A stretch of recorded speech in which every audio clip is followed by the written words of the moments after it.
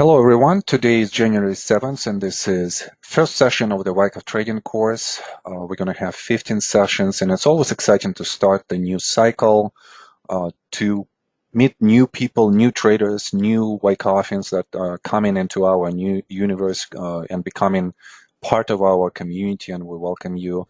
And for those of you who are guests, just for this session, please enjoy this session. If you have any questions, email me, go to our website, browse through our products, offerings, free offerings. Maybe you decide to attend other classes. And if you have, questions about the course, I will be happy to answer those either via email or today. You could always ask the question, just typing it in. So for those of you who already signed up for this session, there are two groups of people, actually three groups of people for this session that we are having today. The first one is students who already signed up, and you are new students. You haven't taken this course before, so I will be addressing you in a specific way. I will be, throughout this whole lecture, I will be giving you certain instructions as to what am I expecting from you a week from now. We'll talk about the homework. We'll talk about some books that I'm going to recommend, some additional material that I want you to read or to view. The second group is the alumni. And it's always fun to have students who have gone through the course and they come back, just because there is so much material, and just to absorb all of this material in one setting could be a little bit hard. And I've had so many great comments from alumni when they take the course for the second time, and obviously we give you guys a discount. So for those of you who are alumni, if you feel that you need to refresh your knowledge, and obviously from each cycle to another cycle, I hope that I'm improving the material, adding to the material, or explaining it in a different way. So hopefully that's going to be helpful. And the third group is guests. So again, for those of you who are guests, welcome, and I'm so happy that you're here. Our Wyckoff price structure series, the beginning, the first 4 sessions, starting with today's session, are going to continue into January 14th, 21st, and 28th. We're going to meet at 3 p.m. Pacific. For those of you who know me, I'm extremely bad with time management, just because I want to give you guys a lot of the stuff. And sometimes we kind of, spill over just a regular 5 o'clock ending for the class. So this cycle, and this is the new innovation, I decided that officially we're going to have the class for 2.5 hours, from 3 p.m. to 5:30 p.m. Pacific.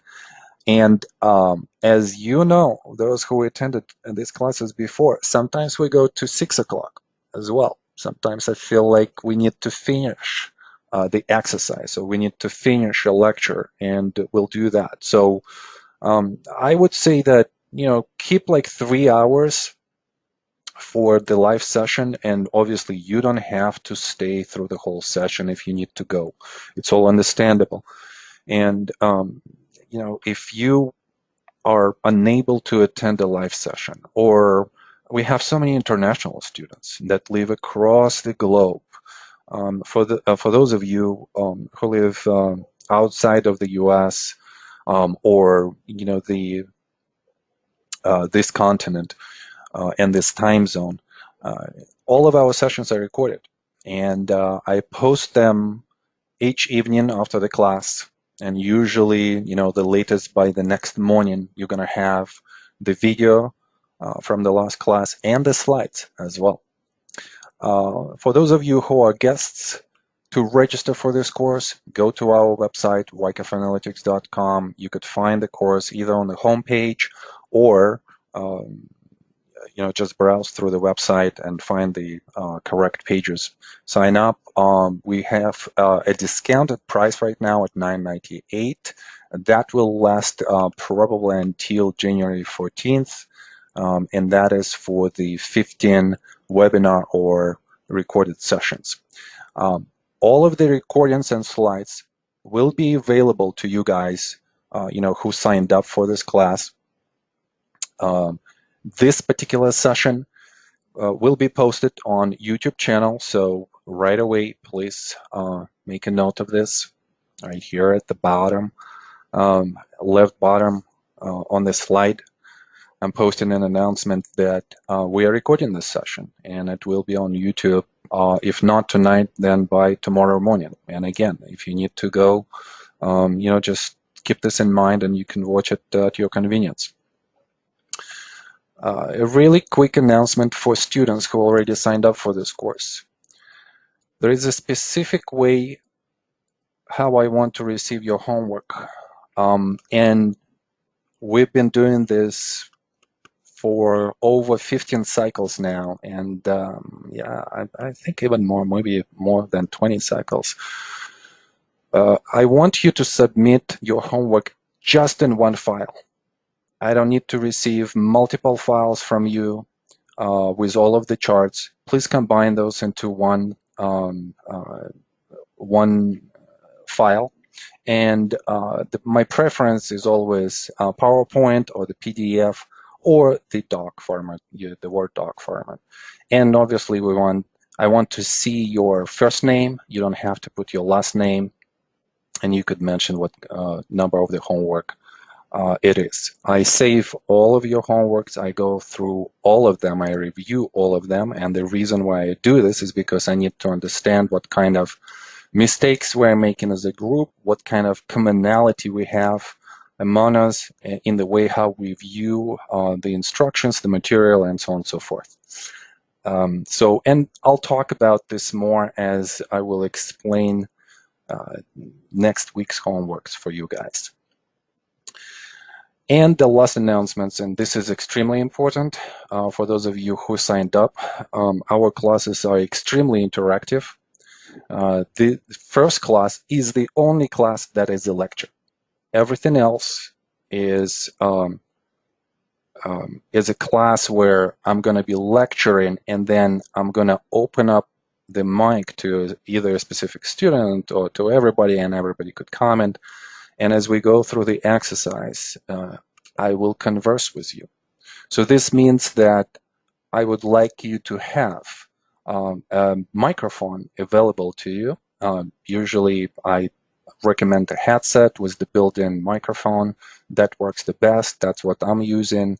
As alumni might tell you, or other students from other classes, there is a lot of interaction that happens in this class. The reason why I interact with students is because I want to understand how you think and what is the issue in your analysis. And it's throughout the conversation that the truth kind of comes out, and it's easier for me to teach that way. And it's been like this for years and years, so that's a very common thing for us to do. All right, so we're done with this. Let's look at, and obviously everything that we're discussing today in this lecture is for educational purposes only. You can stop the recording and read the whole disclaimer. What are we going to look at today? So today, as usual in the first class, I'm going to show you some examples of my trades. Yes, I do trade, and I teach what I trade. I trade, my predominant time frame is a swing time frame, and there are a couple of distinctions there that I usually have, either very short swing trades from a couple of days to a week or so, or swing trades that last for months. And then I also started doing, in the last 2 years, a lot of campaign stocks. So I'm going to show you some of those trades as well. And obviously this is just something to highlight the method, the analysis, the execution, the tactics. I'm also a person who is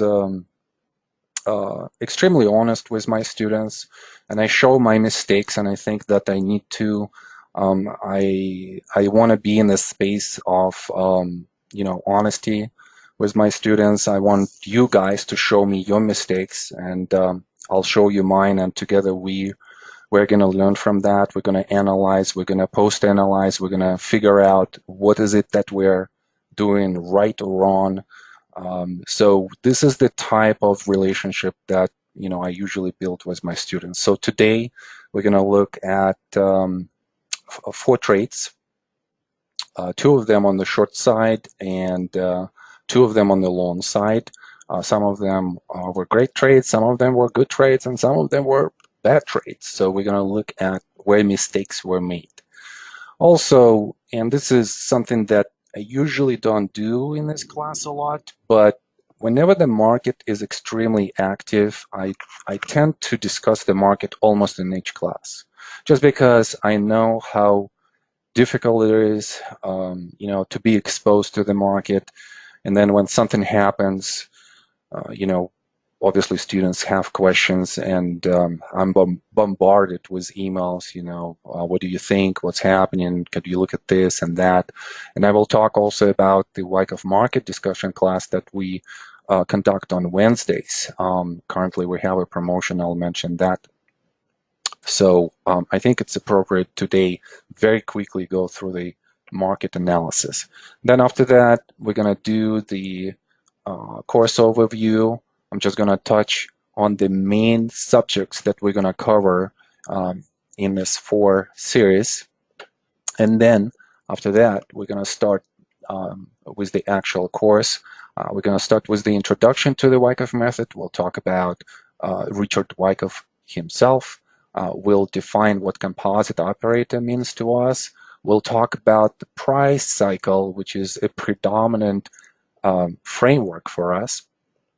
And then we'll start with the main structural concepts, which is a change of character and then the traits of the accumulation and the distribution.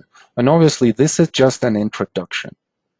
This is something that I'm just giving to you guys to maybe even think about what's coming next, and to think about the benefits of this knowledge and how you could apply this knowledge in your trading. And then we'll definitely look at the homework. Next session, for those of you who already signed up or who are planning to sign up, we're going to go into the details of the price structural analysis. First, we'll review the homework. And by the way, the most common question from students who signed up was obviously about the recordings. So you will have the recordings almost instantly. And then the second most common question was, can I email you a question and ask you if I don't understand something? You can definitely do so, but my preference is to look at your question and answer to the question during the session. There is a much more value for me and for students in the class if I answer your question in the next class. And obviously, I want this question to be related to the content that we are discussing at the time. So any questions that might be covering some material that is ahead, I'm just going to say we're going to study this later on. Or I'm going to say, keep this question for session number 15, which is going to be a Q&A session for us. And then some of the questions that does not require me to write a lot, I might just, quickly write an answer. But predominantly, we will be answering and looking at those questions during the next classes, during the next class. We'll talk in session 2 about reaccumulation and redistribution within the structure of the price cycle. Some distinctions there are, some labeling distinctions. And the biggest question here on the reaccumulation and the redistribution is, let's say with the reaccumulation, is this a reaccumulation or a distribution? And it's, the market obviously gave us such a puzzle in 2018. And I think that puzzle is still unfolding, by the way. It's by no means that we are, out of this formation yet. It just still keeps unfolding. But we'll talk about the traits of the reaccumulation and the distribution, distinctions between reaccumulation and the distribution, distinctions in labeling, and so on and so forth. And then after that, we're going to go into the details on the price structural analysis, where we will discuss how to identify the phase boundaries, and we'll talk about the phase analysis. Why do we need that? And we'll talk about this today a little bit. We'll talk about phase C identification. For those of you who are familiar with Wyckoff methodology, phase C is kind of like a very crucial phase in the price structure. And within that structure of phase C, we'll talk about types of sprints and shakeouts. Those are specific price action that we identify. They happen in a specific way. So we want to be able to identify those and develop the skill to recognize those as they happen. We'll talk about the sign of strength, and that is beyond phase C, going into the next phase D. So in sign of strength is going to act as a change of character. And that's session number 2. Each session will have some kind of homework.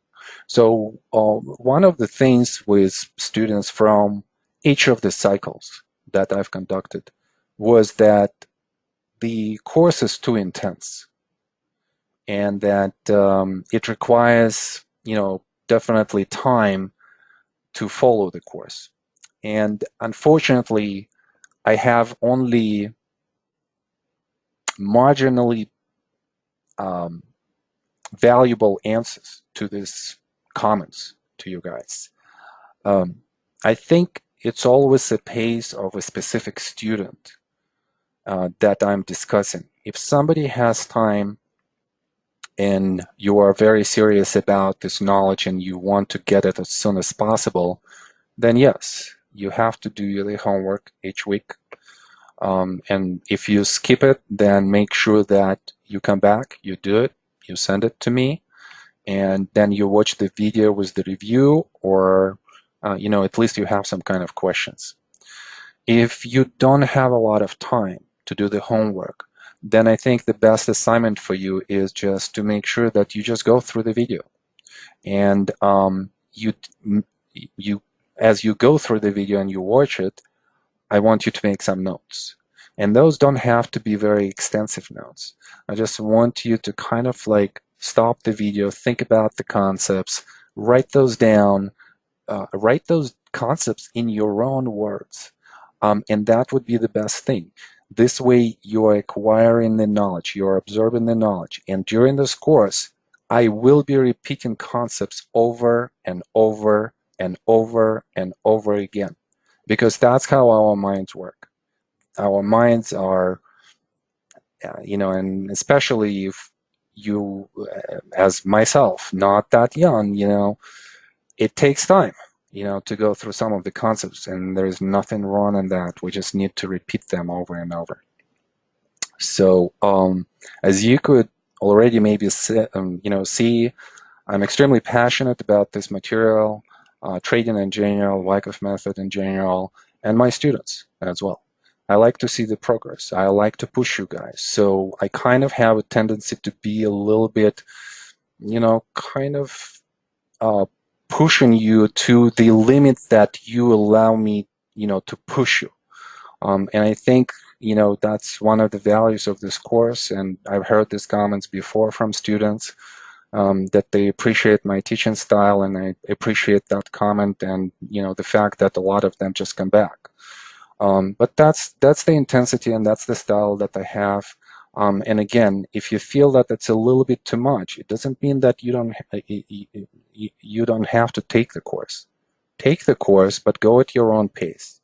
You could always, buy the course and then go and watch the recordings at your own pace. Send me homeworks, send me questions, maybe come to the live session if you want. I would actually do both if you have time, live session and then watch the recording again. Again, this session is being recorded, and I will post it on our Wyckoff Trading Method channel on YouTube. By the way, check it out. We have quite a few videos now, and almost each week there is some kind of update. There is some kind of upload of a new video. So check out our channel. And for those of you who want to sign up, go to our website. Currently, the price is still a discounted price, so make sure that you sign up before it goes up. All right, so let's start with the first case study. And the first case study, well, because there's such a bearish sentiment right now, and obviously, rightfully so, we have had lower highs, lower lows, a conventional TA definition of a downtrend. So obviously, I wanted to look at trades that I've done that were on the downside. So we'll look at Nova Deer and we'll look at Russell 2000. And here are these two trades. First, let's look at Nova Deer. So Nova Deer was a very interesting case study, and I think that it probably requires more time to spend on this and to fully understand how and at what point our bias is changing, and at what point tactically we would be going into this position and establishing a short position. And again, I'm extremely honest with you as to what I thought or what my trades were at one point or another. So as the price was still making higher highs and higher lows, my bias was still to the upside. And in a lot of cases here in this trading range, you would see the benefit of that. Obviously, Nova Deer was such a big leadership stock in this business cycle that we've had. It was one of the best stocks to have for companion. It was one of the best swing stocks as well. So there was nothing wrong here, in my opinion, in this trading range to still have a bias to the upside. Because if you're a swing trader, you're going to initiate your positions close to the support. And then whenever they fail, that's when you want to get out of those positions. So even in this upsloping trading range with higher highs, higher lows, you could manage, being maybe not entirely right on the long-term bias, but be right on the short-term bias and still extract some money out of this.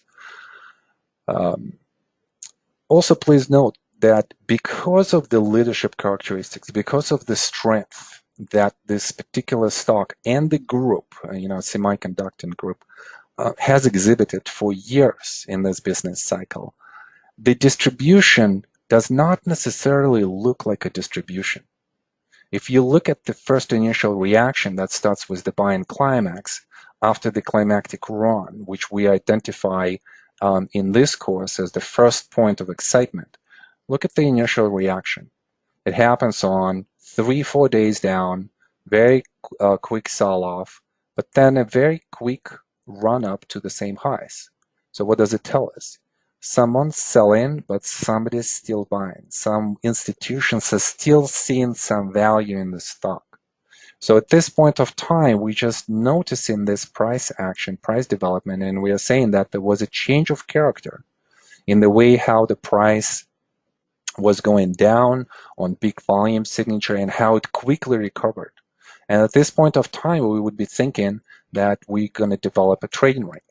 That's our logic at that time. We know that we're in the potential phase A, which should show us a buying climax, automatic reaction, and secondary test. So all of these 3 points are here in phase A.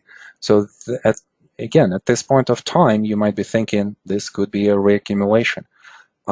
And that's exactly the point of view that I had when the market made a high at the end of January and had a very sharp reaction into the February low.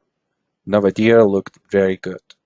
It looked much, much better than the market itself. So this is a natural tendency for us to get, and to the stock and to select the stock that has those leadership characteristics during the times of market volatility. Then I'm not going to go through phase B. There are some points that we could talk about, like a minor sign of weakness here, attempts to upthrust, the way and the texture of the price and the volume signature that suggests that there is no supply at this point of time, and that suggests a rally, which does happen, and it happens in very familiar way of how some of the rallies in the trading range develops. And as we are reacting to one half of the range, and on the next rally, we are attempting to overcome the point of upsloping resistance. We see that there is only a temporary commitment to the upside. There is only one bar, one close that is above the previous high. And then the price just quickly fails back into the trading range. So therefore, a question here is, why would this happen? What if the stock is so strong, why is it failing on the breakout? And we obviously could see that as the price goes back into the trading range, there is a gap, there is a down spread that is increasing, and also supply is increasing. Those are all elements of potential institutional selling. So we want to make sure that we are not necessarily shorting a leadership stock right away. There were so many other stocks to short before that, even before October and September, that were already in the downtrend. If you look at some of the stocks, even if we look at Russell, look at the September action compared to other indices and other stocks, you could see that stocks in Russell 2000 have been exhibiting already the weakness. So on the first leg to the downside, this is where you have to be. You have to be in the weaker asset. But as I was actually conducting a presentation for stockcharts.com on MarketWatchers Live, I actually had this position. And I've entered this position on the second leg to the downside. This was the actual bar where I've initiated this position. And this type of the positions I always conduct with options trading. So I just bought directional options with and I have to look it up a little bit better, what was the expiration. But usually for this type of short-term trades, I would have the expiration a month or two away.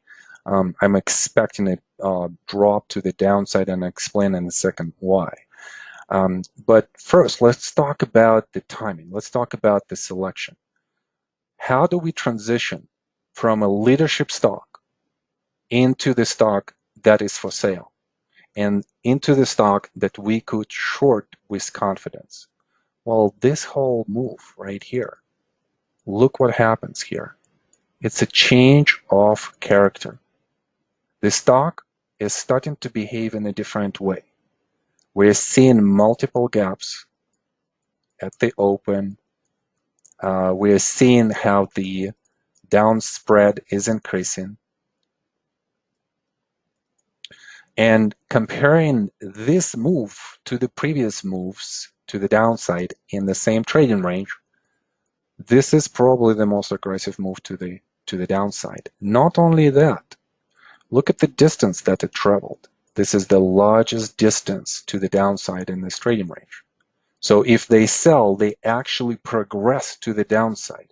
We will be discussing in the second portion of the course the relationship between volume and price, or as we would identify it in different terms, the relationship between effort and the result.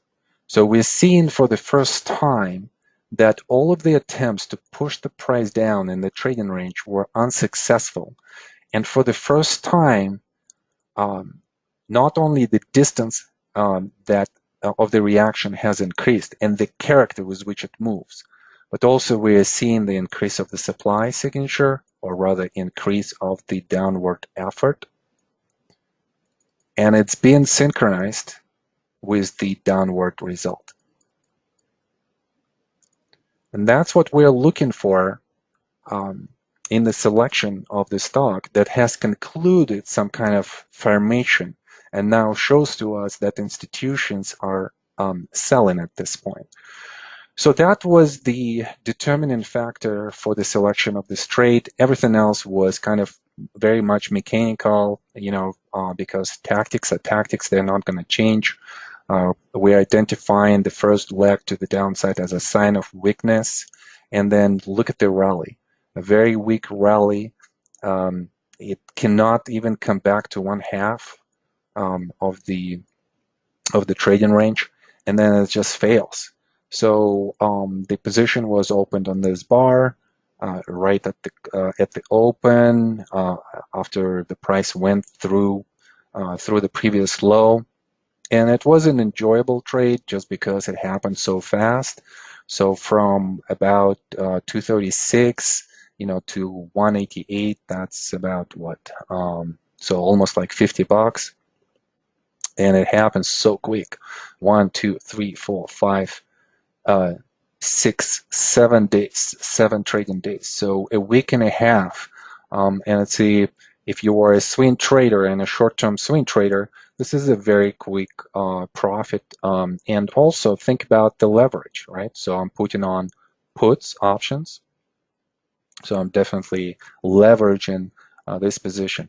Now, the reason for closing the position was that we have made a lower low below the low of the automatic reaction. And we are clearly in the oversold condition here. The volume signature is not that climactic, but we're anticipating that at this point, we might have some kind of stopping action. Why? Well, because selling does not happen consistently.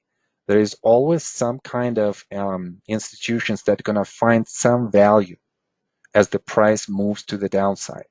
Because if they are holding their position and they are thinking, well, Navadir was a leadership, even in this climate, I'd rather hold on to this stock because it's a leadership stock, then at some point, as the price goes to below the point of where they bought or they thought that there is some value, they're going to step in and they're going to start buying. And we see that from the volume signature. So a lot of the conversations that we're going to have throughout this course is going to be about institutional sentiment. Where do they find value? And where do they find liquidity? Those are the two things that institutions require in order for us to they require in order for them to open the position. So increasing the volume signature suggests increasing the institutional activity. And we see that there was a move to the upside. So some of them were buyers at this point. There was no reason for me to wait for a potential trading range to develop. That was the thought at the time. So the exit was just at the close. And initially, I thought that my analysis was correct. And I thought that after the selling climax and automatic rally, we had a secondary test, and we are in phase A, and we're going to continue a trading range until the next leg to the downside as a continuation. Unfortunately, it didn't happen that way. The price just tanked, and it tanked on the institutional capitulation. This is where institutions are just giving up their positions. And we must say that there is a difference between a strong hand or a weak hand. There is, institutions that are acting at this point of time as strong hands, and some institutions are acting as weak hands. So obviously, capitulation happens on the selling of weak institutional hands.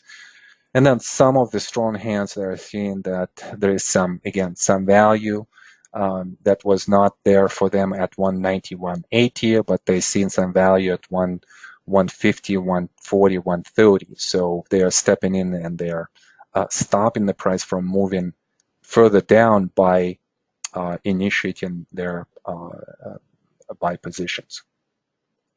So that was a relatively easy and quick trade. emotionally very stable because the price basically drops, and that's how it usually happens during the bear market. And I really enjoy actually shorting. It's just that we haven't had an opportunity to short for quite some time, and I don't mean just short, specific stocks, but market in general. Talking about the market, so as we are continuing um, with the development of the bearish sentiment. In this area right here, I had quite a few calls to the upside, and I'm actually totally okay with that. There are two things that you have to remember. It's all about the context of where we are and how we trade. And the context here is that as we have already established, let's say, a bias to the downside, it doesn't mean that there are no trades to the upside that we could exploit, even on a short-term basis. So as the market was going down in the second leg right here, we could see that the supply is actually being exhausted. And my call here was to the upside, and I still stand by that. And I thought it was a great call because the call was just for a swing trade or for the rally to happen. And actually, it happens, a couple of times actually um, on other markets, on other indices, that was even better. So I'm going to show you some of the trades in this area right here if you're a swing trader, and how to exploit that. But in this case, a continuation happened after a failed sprint. And we'll talk about the sprint and the definition of the sprint later on, guys, so don't worry about that. But it acted as a failed signal. And a failed signal is probably the best signal in technical analysis that you could find. Why, Bill? Because usually a failed signal will have a very quick shift in the sentiment where the majority of traders were on the wrong side of the trade. And then as they close out their positions, either via stop loss or capitulation, that produces a big counter move to the sentiment that preceded that. And we kind of see that it happened exactly this way. Well, first of all, we are coming out of the apex formation. So here we're thinking that the velocity is going to increase on the way down, if the sprint fails. And as it fails, it gives us a very, very great tactical place to open the position, which obviously I took advantage of. And not necessarily was the best exit right here. And, I think that further down the road, we could discuss this, whether in the Wyckoff trading course or in the practicum. But I still felt that it was much better than not to be exposed to the market at the time when the bias was so bearish. That's number one. Secondly, at the time I had some long positions, which were campaign positions or even swing positions, and I wanted to hedge. So one of the ways to do that is exactly this. You could hedge through opening the position, let's say, against some of the positions that you have with the different buys, and that was the idea, and it worked out somewhat okay, somewhat perfectly. I'm just kind of thinking more about the exit here. My preference would be to exit a little bit lower right here on this close. Why? Well, because this shows to us, this bar shows on the volume signature a climactic action. So this was more truer selling climax characteristic than on the previous bar. And the reason why I was thinking, now I'm remembering this, is just the close that had a little bit of the uplift and that we didn't really experience before that. So I remember that was the thinking. Also, look at the oversold condition right here. Even this bar, the exit bar, has been already in the oversold condition.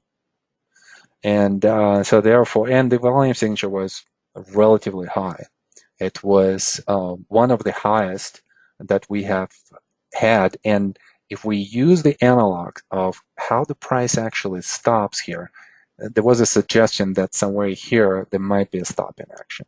So that was the logic. But definitely could have been a little bit better as an exit. So these are the couple of trades that I've conducted during this bear market. But as I've mentioned, there were some trades that I had on the long side, and I definitely want to acknowledge that. That's number one. I want to explain the logic. I want you guys to understand the logic. So we'll go through that, and hopefully, after this post analysis, you kind of would get a feel of, first, how I trade, secondly, what I teach, and thirdly, and more importantly, how could we use Wyckoff methodology to define the selection and to define the tactics for us. A question here from Eric. After the sign of weakness to the exit at 188 is better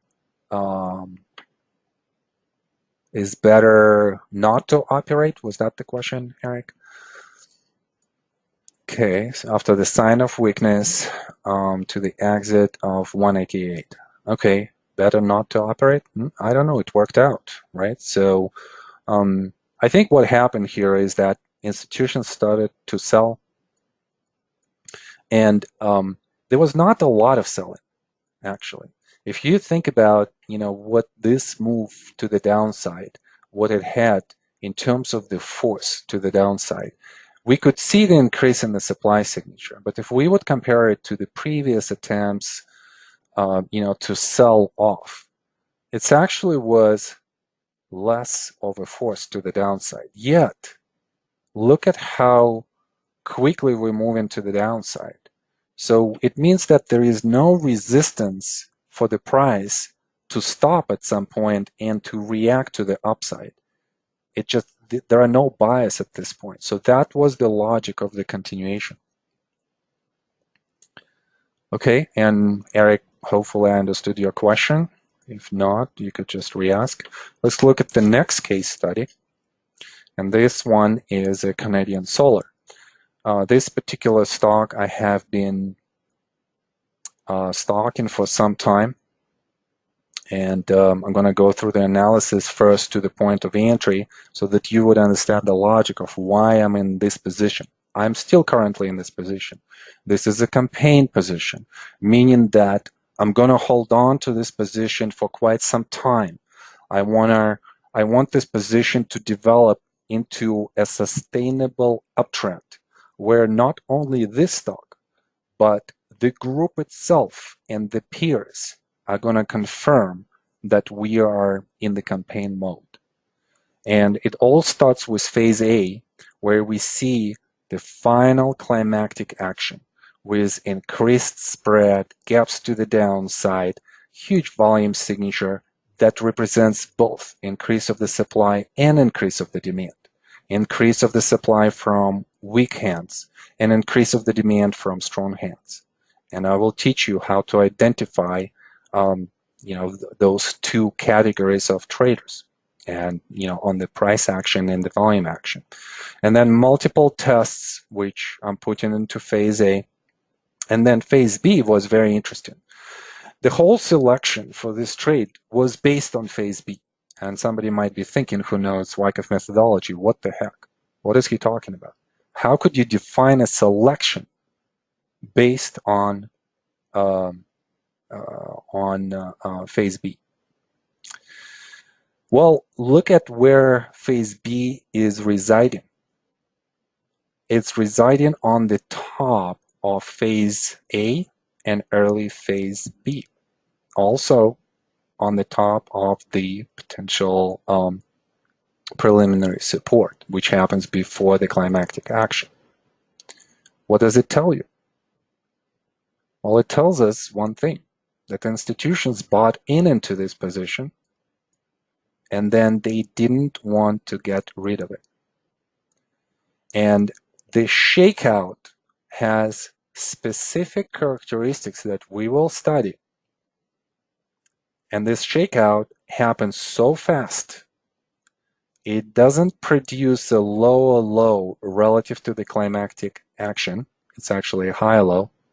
And look how quickly there is, after the capitulation, which is still institutional capitulation, they are thinking in terms of the quarters. So multiple quarters, the stock is not showing absolute return, and the stock is not showing relative return. What are they going to do if the stock starts to go down? They will get rid of it. They will get rid of the stock from their portfolios. And this is exactly the volume signature and the price behavior that tells us that story. So out of this, we have a relatively quick recovery, which tells us that this was just an kind of institutional short-term capitulation where a lot of other institutions actually picked up all of their shares. And we're seeing multiple tests. By itself, this low is a test to the previous lows in phases A and early B, then multiple local tests, and my point of entry actually was right here. So what am I seeing here? Well, I'm thinking that from this point on, we probably gonna just go up into a potential sign of strength, into phase D, meaning that we're expecting the price to overcome all of the levels of the previous resistance. And then it doesn't happen right away. There is a smaller shakeout. And, one of the things that, we study is that type of the behavior. When you identify the character of the stock as to how it moves, how the price moves, and obviously that's all being based on how institutions are behaving or how weak hands are behaving. And this type of shakeout is to be expected, as we have seen before this type of the behavior. So you should not be extremely concerned until the price actually hits our stop loss, which is below the May low. So I'm still in this position, even the local shakeout is happening. I see positive actions here where there is a quick reversal of the low where there is some value, and then there is a test. So that looks great. Add to the position here. I just missed that, but wanted to have a confirmation. I wanted to see a positive positive position before I start adding to the position. So I let this rally run, but this rally was really great. It showed to me that indeed, this is the stock that is worth my attention. And the Wyckofian structure is concluding. We are in the potential phase C, and we have the rally that has a lot of momentum. And remember, guys, from conventional technical analysis, momentum always will precede price.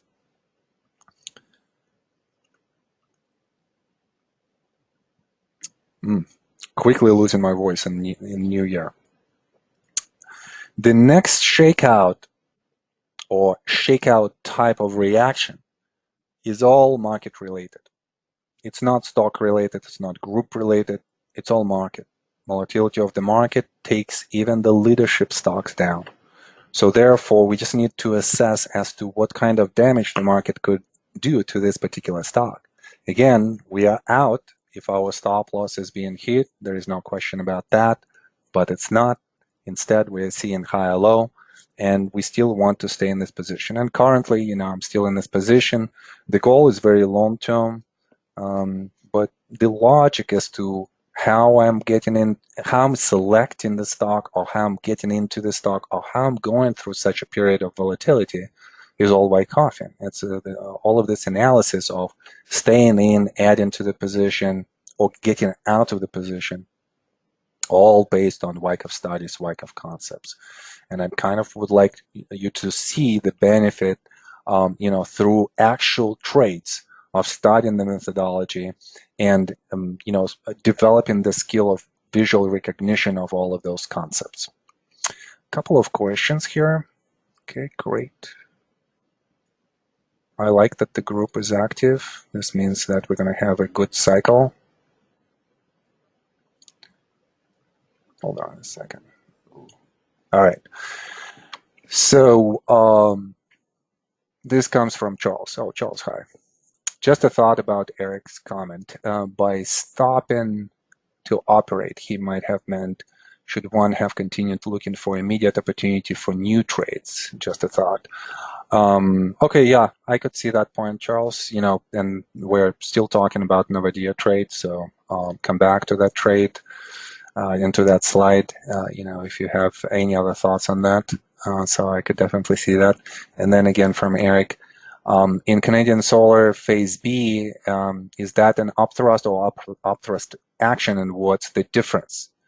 All right, well, yes, we definitely have multiple upthrust situations here, right? So we have a first upthrust here, another upthrust here, another upthrust, another upthrust. So what are the upthrust? Upthrust are just temporary commitments to the upside above the levels of the resistance, and then almost instant return back into under that resistance. And we're seeing that in all of the cases, this is what we see. The price commits temporarily and then comes back under the resistance almost instantly. Now, the difference between upthrust and upthrust action, and all of them are just upthrust action, in my opinion, at this point of time, is that when we say that this is an upthrust action, we actually suggest a specific bias, which is to the upside. So upthrust action will be discussed during the accumulation and during reaccumulation. Upthrust will be discussed during the distribution or a redistribution. We will talk about this more and in more details, and specifically in session number 3 and 4, we will talk about the distribution a lot. And I will give you a lot of the definitions on upthrust actions, sprints, different type of sprints, shakeouts, and so on and so forth. So it's all ahead. All right, next question. In phase A, which is the automatic rally of the first leg to the intermittent line, or the candle with the weak point into the straight line. Oh, Eric, what's the question then? Which is the automatic rally? Okay, got it. Yeah, so Eric, I definitely feel that there is some knowledge behind it, behind the question. Actually, in my opinion, there are 3 automatic rallies here. You could, just because we're discussing phase A that has this testing, this area is a test, and it's kind of the conclusion of the testing of phase A. We had multiple attempts to go down, so this is of the same magnitude as the selling climax, so therefore we want the test to be of the same magnitude as the climactic action. From that perspective, we might have multiple automatic rallies. And this is, again, something that we'll go into the detail. This is a little bit more advanced, so usually this stuff we leave for the practicum, which is the continuation of the Wyckoff trading course. And this is a little bit more of the advanced concepts, but really good question. From Justin. Ramon, how do you pick your entry point, entry prices? So I've developed kind of like a proprietary reversal mechanism where I'm identifying specific bars that are reversal bars and that act as what I call a point of no return. This type of bars suggest that a reversal has happened and you need to, this would be the most optimal point of entry.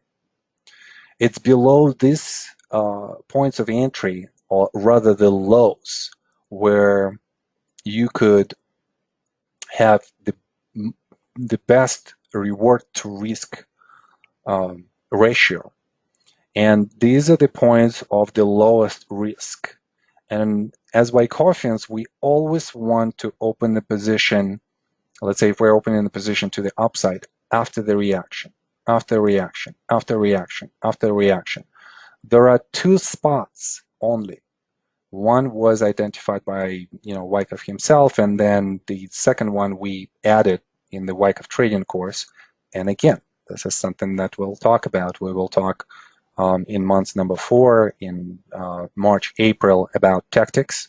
How do we get in? I will show you the Wyckoff way, how his logic worked on the entries and stop losses and exits.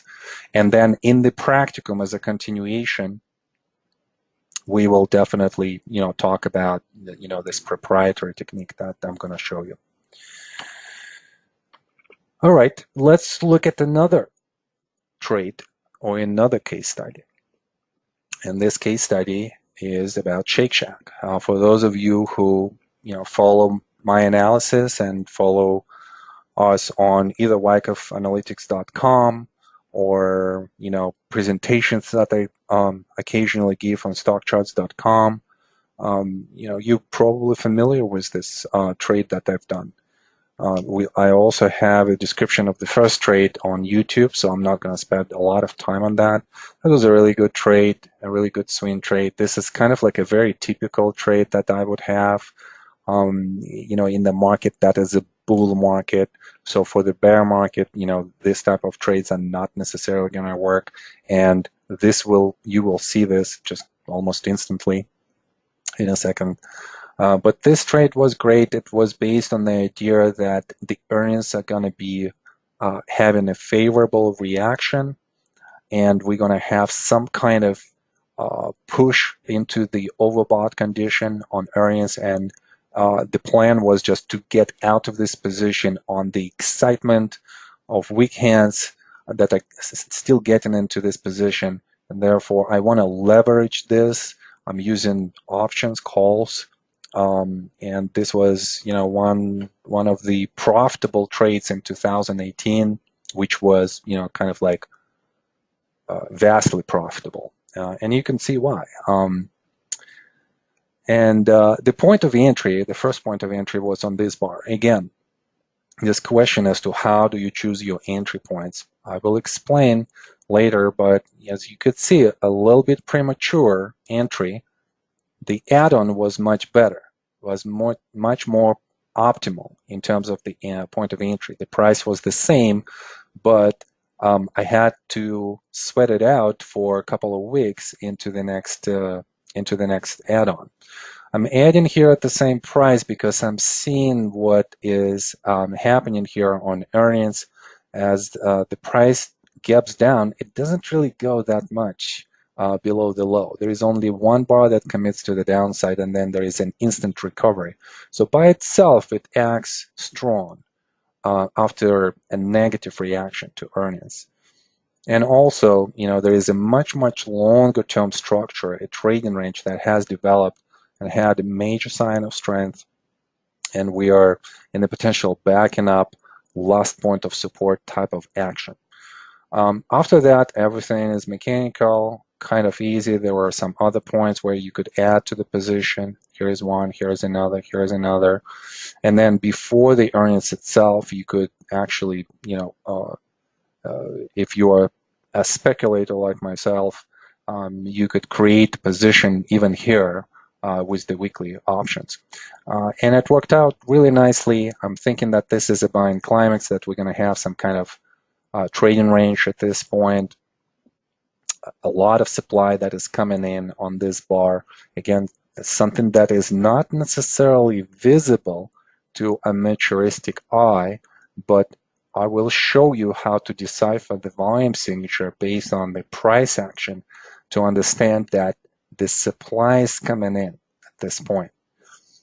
So I just closed the position, both of them, and obviously we see that supply has come in, but absorption is happening pretty fast. And that was the suggestion, to still keep at least a portion of the position as a continuation. All right, so that was the first trade. But the next series of trades that followed were in a different environment. Remember, the market environment from February, March, April lows, where we had absorption in the market of the supply. So that was favorable for this trade. What happens next is not as favorable. We are in the September, so we already have some slight deterioration. Yet we are in the stock that is a leadership stock. That's number one. Secondly, that shows a correct Wyckoff structure, both in the trading range and also in the uptrend itself. And we are at the point of the support, which I'm interpreting as phase C. I'm entering position intraday on this bar, which acts as a potential sign of strength bar, suggesting that there's going to be a continuation at least to $70. And instead, the price just reverses. It reverses in a specific way. We're still thinking that the sign of strength is developing here. And then a backing up action, a smaller reaction, which should come to the support and then reverse and continue to the upside. And this is where the failure happens. So this bar right here shows that failure. I'm not necessarily closing the position right away. I'm thinking, well, could this be that this phase C was not phase C, but we still were in phase B? And could this be a potential phase C? Not a lot of supply comes in, like we've seen, let's say, here. So that was the point of the hesitation. I felt good when the price recovered, but it recovered to the same levels of resistance that we've encountered before. And once after the low or high, we have the next failure, I'm out. And actually, I think that, in my opinion, and I tell my students, that this is a good trade. And again, in your minds, you might be thinking like, wow, what is he talking about? Why is this a good trade? It is a good trade because you give yourself an opportunity to profit from a continuation of an established uptrend. And if you fail, then you just need to quickly close that position and just get out with your risk management. I'm not losing more than I need to, but I give myself that opportunity, and it just didn't work out. The next trade, so if the first trade was a good trade, or the best trade, or a perfect trade, well, not the perfect, the exit was a little bit premature. The second trade was definitely, I would call it bad trade. So what is happening here? So I think I'm being emotionally caught up here in the previous trade, and I'm playing the earnings. So entry number 5, which actually was preceded by entry number 4. So entry number 4 on this bar right here was an entry pre-earnings. It was a day before earnings. So my analysis shows that there should be some kind of positive earnings. I just don't know what kind of reaction is going to be to the positive earnings. In the bear market, the positive earnings sometimes could produce a negative result. And the institutions will be selling into the strength of weak hands that are trying to react to positive earnings. So therefore, I'm just basically wrong on this entry. But I think where I'm kind of proud of myself as to how I managed that mistake was by recognizing that the earnings day itself has elements of the selling climax. We have an increasing volume signature. We are coming to the point of support, which was defined already by 3 points. So it's a legitimate downtrend. And if this is a selling climax, then we could profit from some kind of reaction to the upside. Each time when we have a climactic action with that increased volume signature, increased spread to the downside, we know that there's going to be some attempt to go up. So what I'm trying to do and compensate for the loss, which I still have as a position, is that push to the upside. And it happened exactly in the way how I was thinking it would. I didn't knew that we're going to recover that fast, and this bar was really good. And here the question becomes: is in the environment where the bias is to the downside, an attempt to commit to the upside more times than not is going to become an upthrust. Same here in the same spot. So once the upthrust develops and the price quickly comes back below the resistance, there is no reason for me to wait, and I'm closing the majority of my position.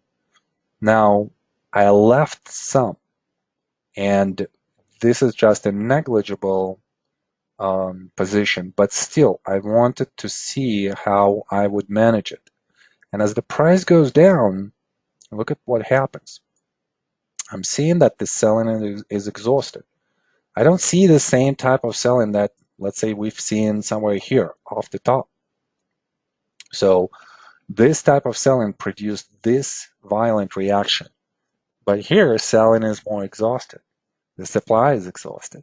And we see that also in the spread to the downside. And once we come into the oversold condition, which we're identifying as potential stop in action right here, then I'm thinking that there's going to be another reaction, and we would be seeing probably a reaction back into the point of the resistance. So you kind of could see that I'm explaining to you guys how I'm managing the position even when I get into some trouble. And I think this is a very important skill for us to develop. And it's not like I'm doing this all the time. This is the skill that an advanced trader needs to develop to understand how the structure unfolds and what are the most opportune points for us to act upon. So again, something that we will be discussing during the tactics in March, April, briefly, and then we're going to discuss it more during the week of practicum. So this is a very interesting case study, on all of these traits. This is just like, a godsend, because it shows to my students, first of all, the mental outlook, the analysis itself, and tactics. A lot of tactics here with this position. And therefore, it's just like in one example, you have everything: the good, the bad, and the ugly. I love it. All right, some questions here. In Shake Shack, can we assume from entry 2 at 42 the price is increasing is due to no selling? Supply available, institutions have it all. I would like if you can explain the volume signature about that entry 2, please. Okay. So entry number 2. Yeah, and the logic is correct, Eric. The increase of supply shows the increase mostly into the earnings event. And after that, supply is still relatively high on some of the bars, but then it goes down. But not only that, one thing that I want to for you to see is that the not only supply is going down at this point, but demand is increasing as well. And this is also extremely important. Look at the demand on this bar, and even on this bar right here. There is a lot of demand on this bar. Again, something that we will study in the second months. But comparing this area and this area to what we've seen before into the reaction, we're seeing a definitive increase in the demand signature. So what does it mean? Institutions are coming back. They're establishing their positions because they see what? They see value. And also on this type of bars, they see liquidity. Liquidity is extremely important event for them to participate in because of their size. They are huge. They have billions and trillions of dollars. And for them to open a position, someone has to sell in order for them to buy that big position. Again, something that we will be discussing later in the course. Can we assume if we see an increase in the volume as each selling climax in the downtrend channel that the context is fast price falling and the price is near to go up to the automatic rally? Sometimes the questions are phrased a little bit strange, so we'll work on this, Eric. We're looking at these spots right here. So increasing the volume signature, what does this suggest? Stopping action, right? So why is this a stopping action? Well, because the volume increase usually will have the increase in both, in supply and demand. We just want to understand what dominates at this point. Supply still dominates the demand, but demand is absorbing the supply on the way down, and then it's absorbing on the way up on the next bars or multiple bars. The same happens here. Absorption of the supply is increasing, but demand is increasing as well. Supply is still dominant over the demand, but that absorption, that occurrence of the demand, and then subsequent buying after that, we see that in the next 3 bars, suggests that there is value, there is liquidity for big institutions that are coming in, they are buying, and that suggests some kind of at least attempt to rally. And that's the big distinction, because if the bias is to the downside here, then the distinction is going to be that our trade is going to be just a rally. And I think that in this post-analysis, this is one of the mistakes that I made, later on with this particular stock, that, more so here than here, that we are in the downtrend, and therefore all of the trades, even if you open it at the very opportune time, which this entry was just perfect, you have to be faster getting out of the position. So the exit was relatively okay, but could have been much better. And by the way, guys, during the whole course, this is the mentality that I have. I don't like when people say that, oh, you should not be thinking about perfect entries and perfect exits. Well, I don't think this way. I don't like it this way. I don't like to think this way. What I like is for us to study where exactly we're going to come into the position, at which spots and why, and where exactly we would be exiting and why as well. And I want us to concentrate on perfecting our skills, not only recognizing what is developing in front of us, but also developing tactical skills, execution skills as to where we open the position and where we close, and for whatever reason, everything has to be logical. Otherwise, do not do that at all. All right. Dog is asking, could you speak about establishing reward and risk as it appears sometimes using price support as stop loss leads to potential large dollar percentage loss? Yeah, so I'm going to be extremely quick here, Dog, because this is a little bit out of the scope.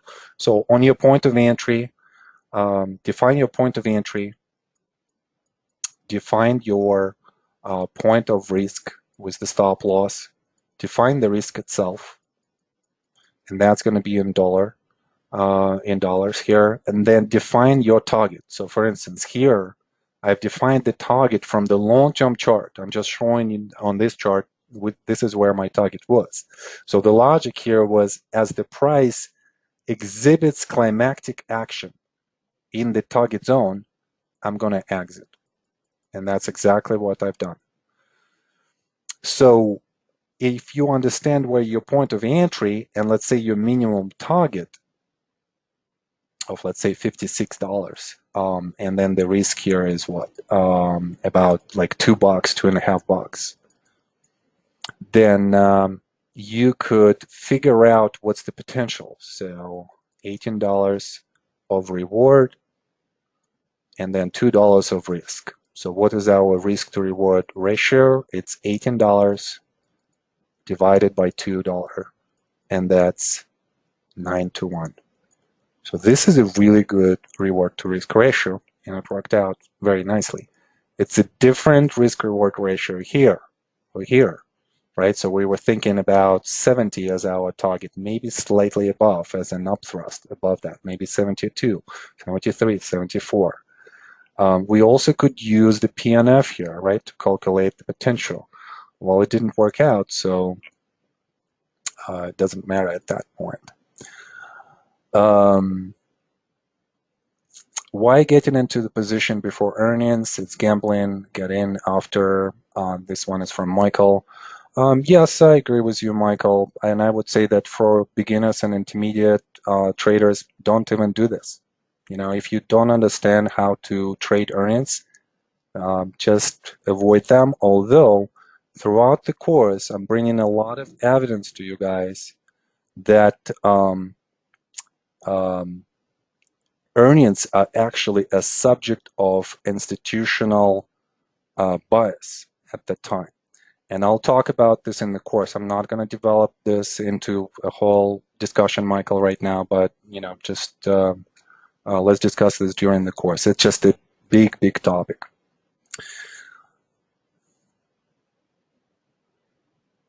Okay, another comment from Michael. So between February 6th and 9th, stopped by the resistance from the top to June 11th, no long positions until chart clear direction. Yeah, and this is what I'm discussing, Michael. You know, obviously this was ugly, and obviously a lot of the mistakes was made here. But my point here is that when you make mistakes, guys, a lot of you are, and I see because I work with so many traders and so many students, I see that you're withdrawing. And I understand this pain. It's an emotional pain. And usually as humans, we are just built this way to survive, to go away from emotional pain. And market always has an opportunity for us, you know, to produce this type of pain when we are doing something not by the plan, when we are deviating from that plan, when we are misinterpreting the what we see. And I think that's kind of like what exactly happened here in the ugly trade. But it's a very valuable lesson to all of us and to me specifically because I was trading this and, you know, just a small portion is still in that trade. What is the lesson?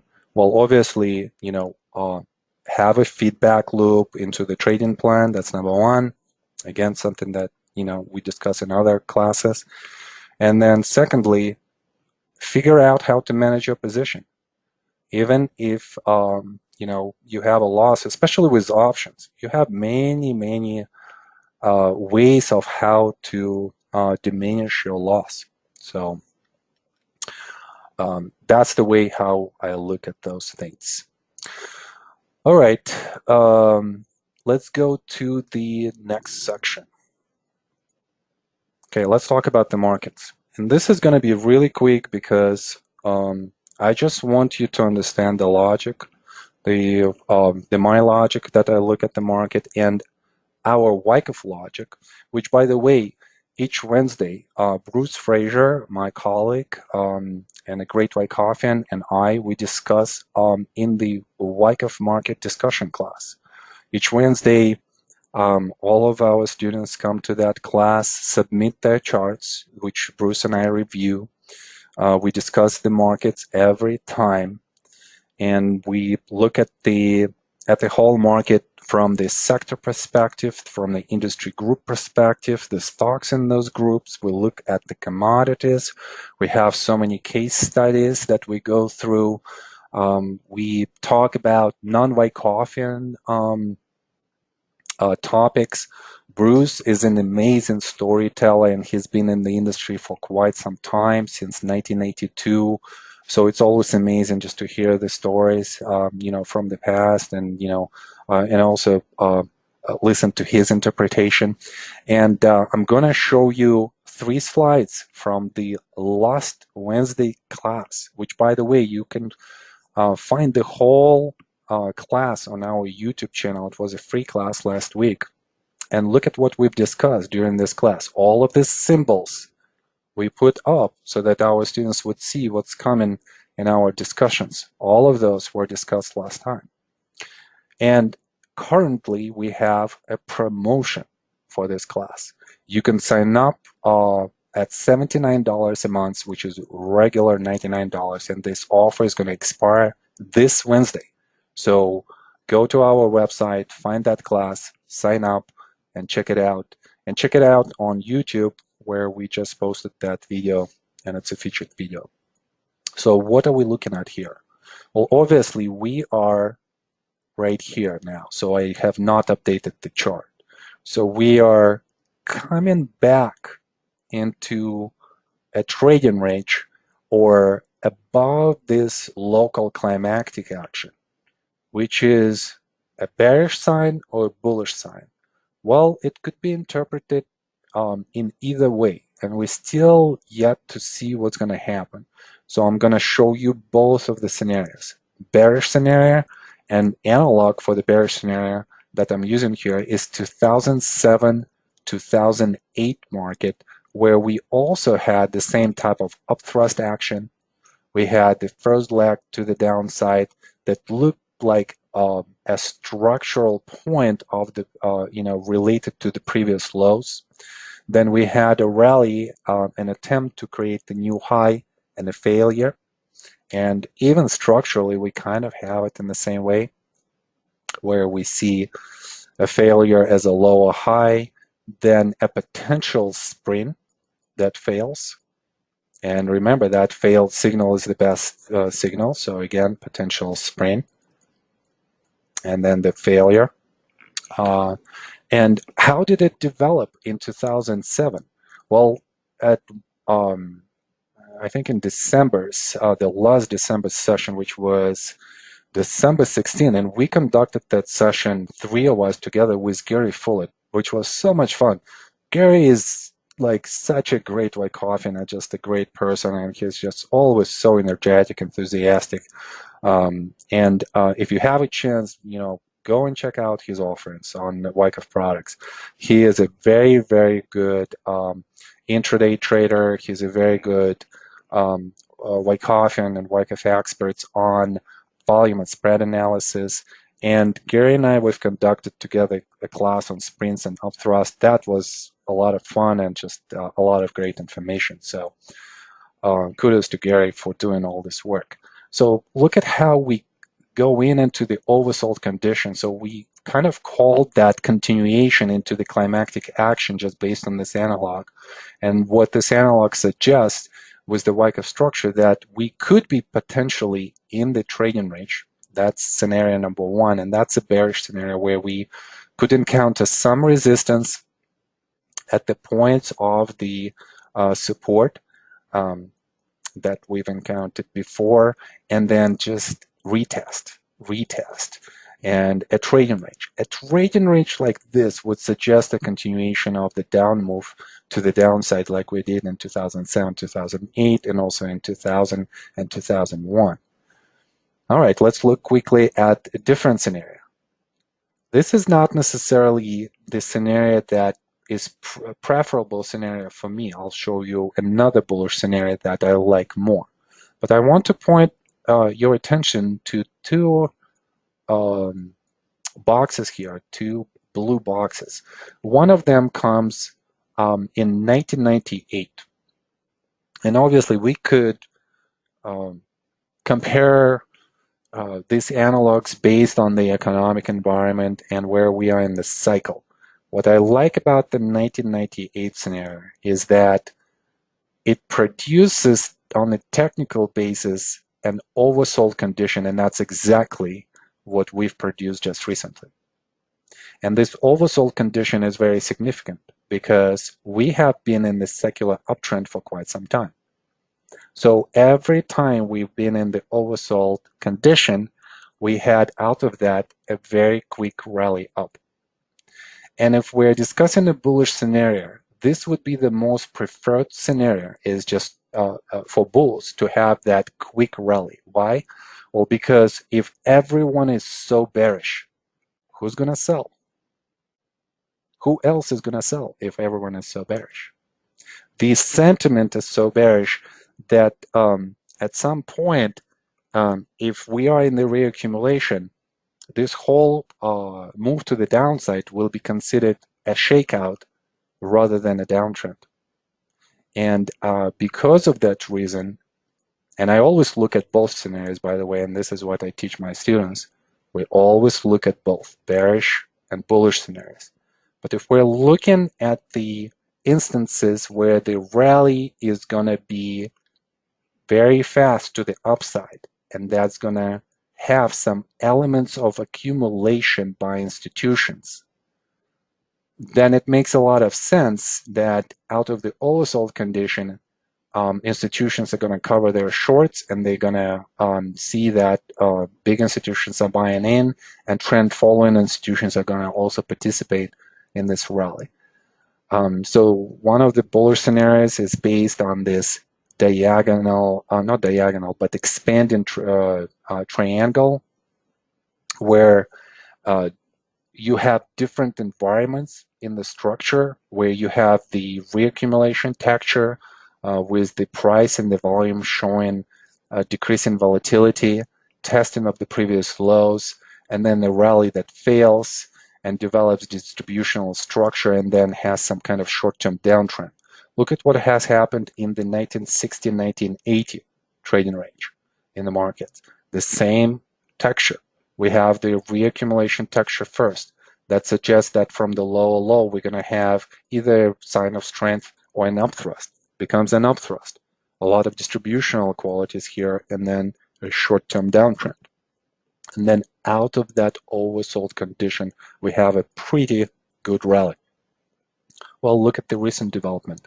Kind of has a lot of resemblances.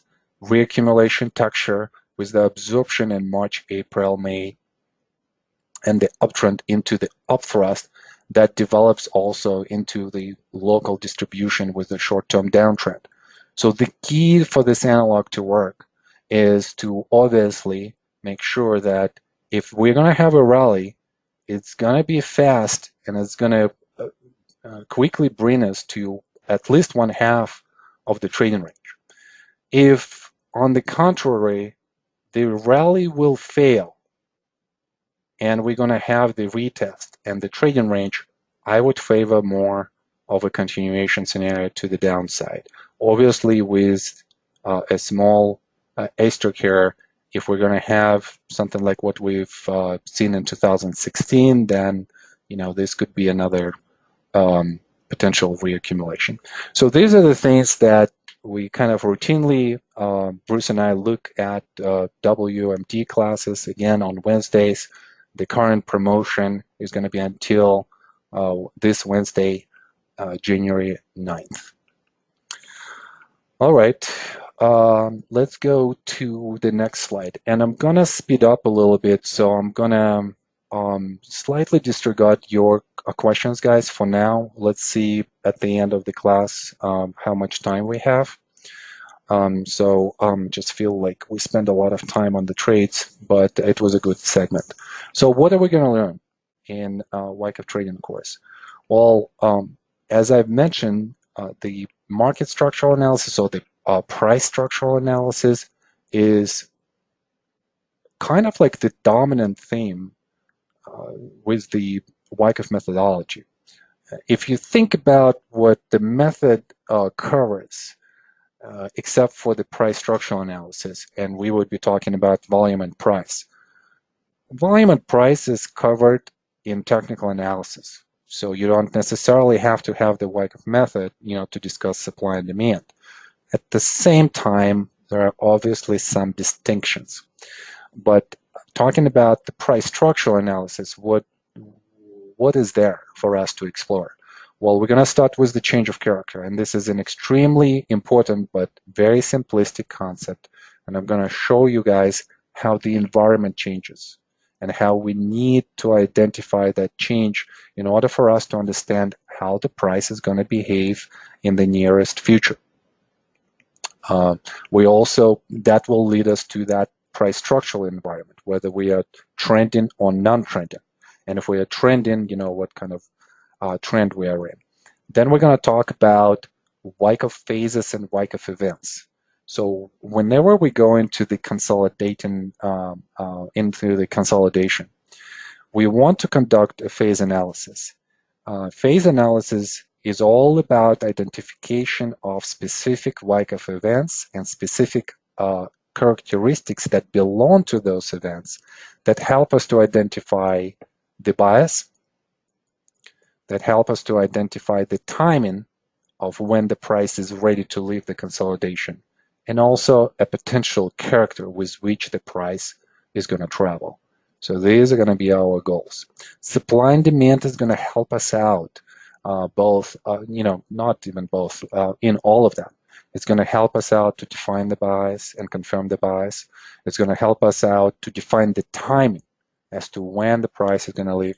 And also, it's going to be crucial in identification of the potential character of the next move. Now, if the bias is the primary concern of the beginner, the timing is definitely more of the concern of the intermediate trader. Character is all about advanced studies. So, and that's kind of like how it is with the course. We're first going to talk about the bias and timing, and then we're going to switch in the practicum into the character.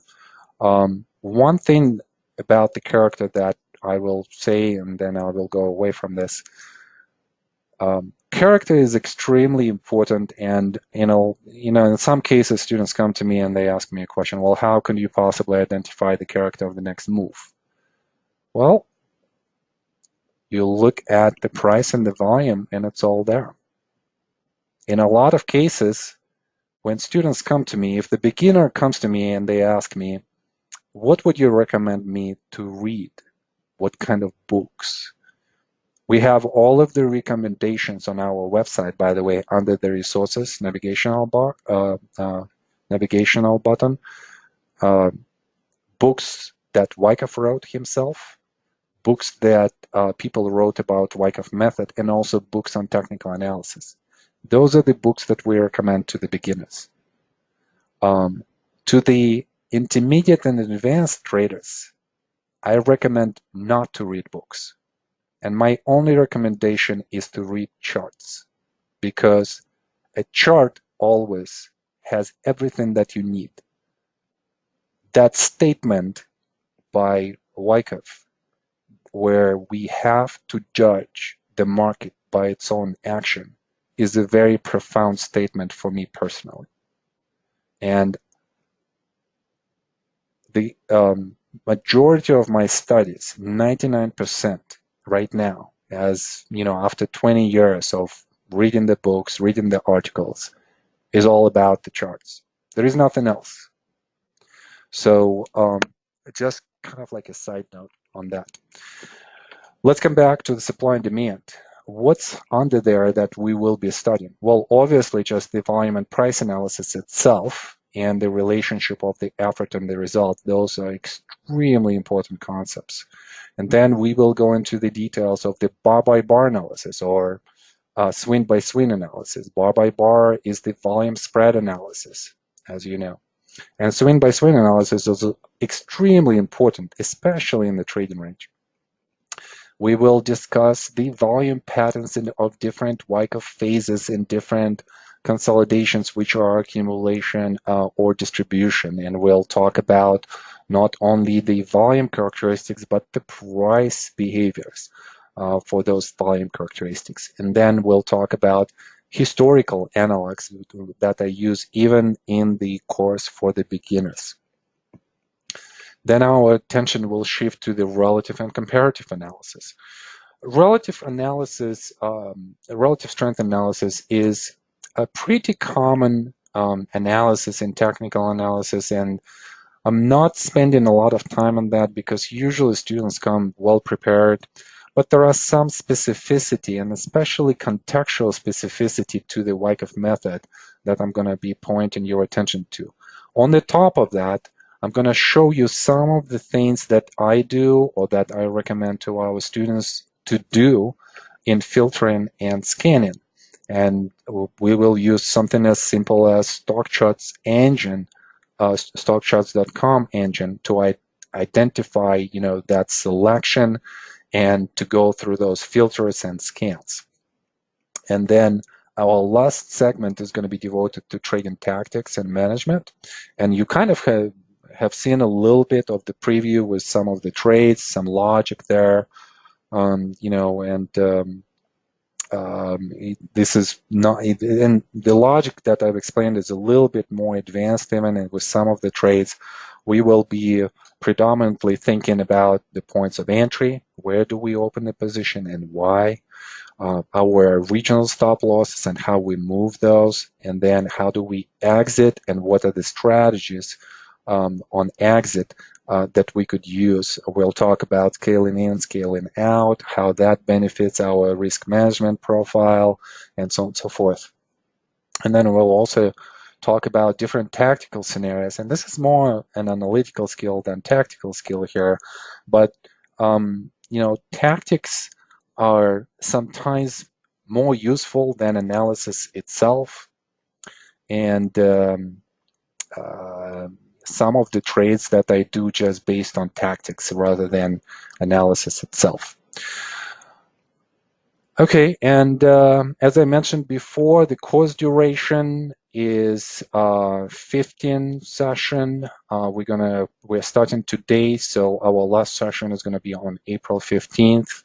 The time that we're gonna spend together is 2.5 hours, so this is 37 and a half contact hours for the whole course.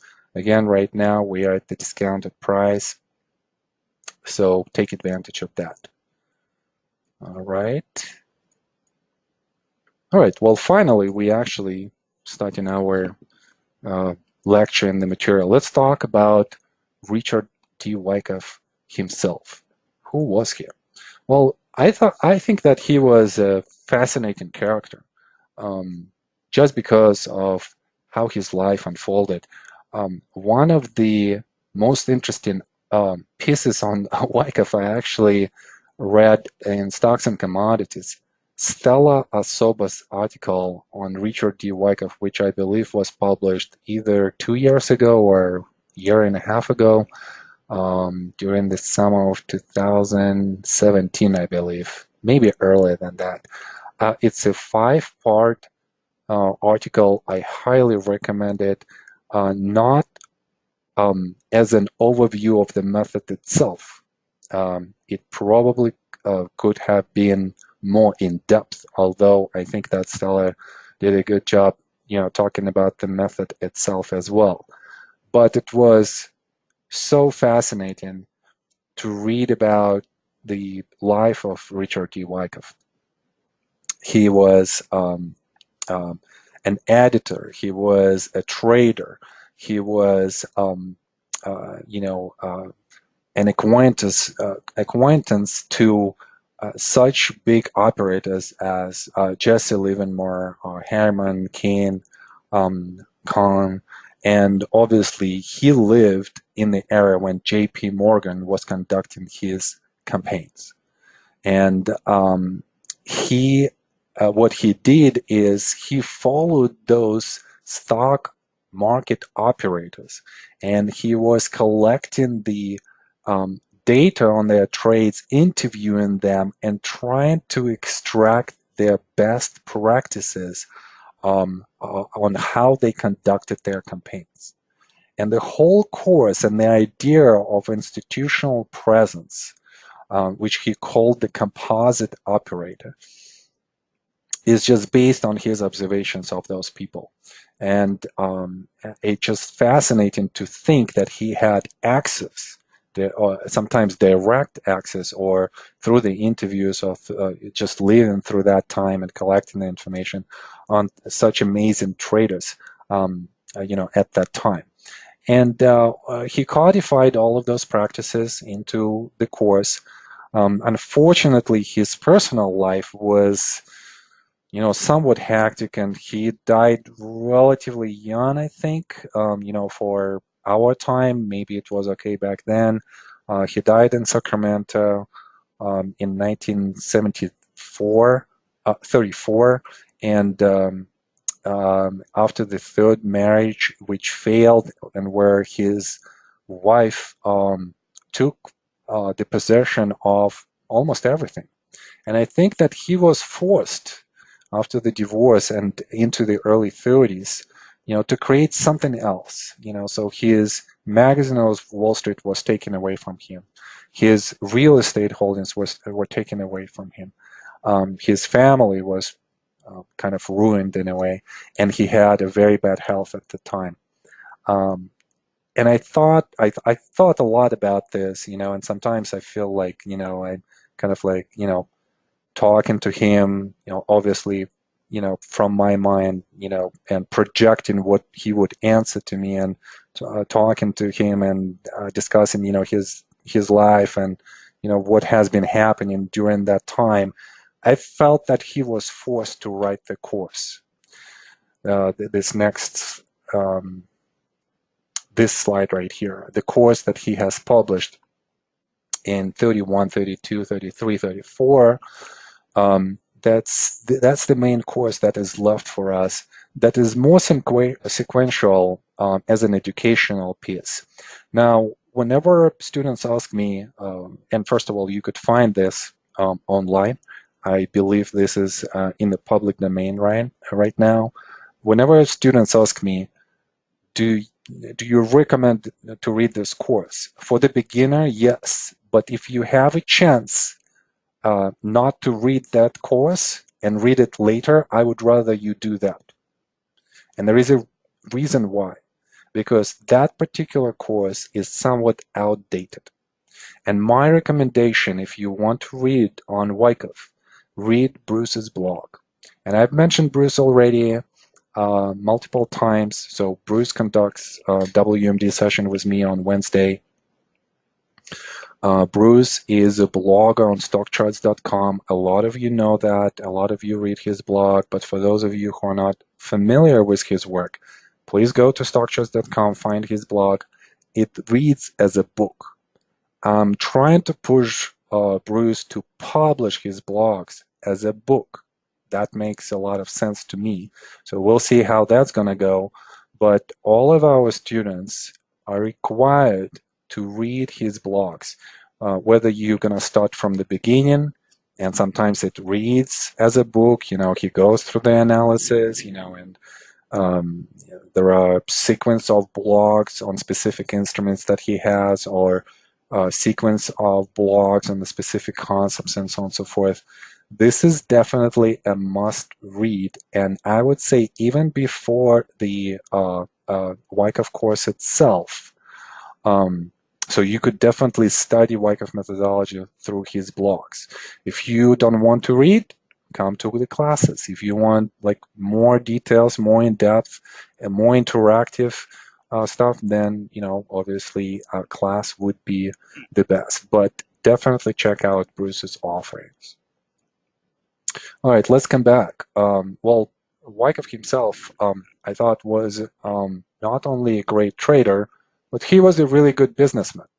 And sometimes people disregard this, but because I'm in this business, I understand how hard it is to conduct this business, because you always on record.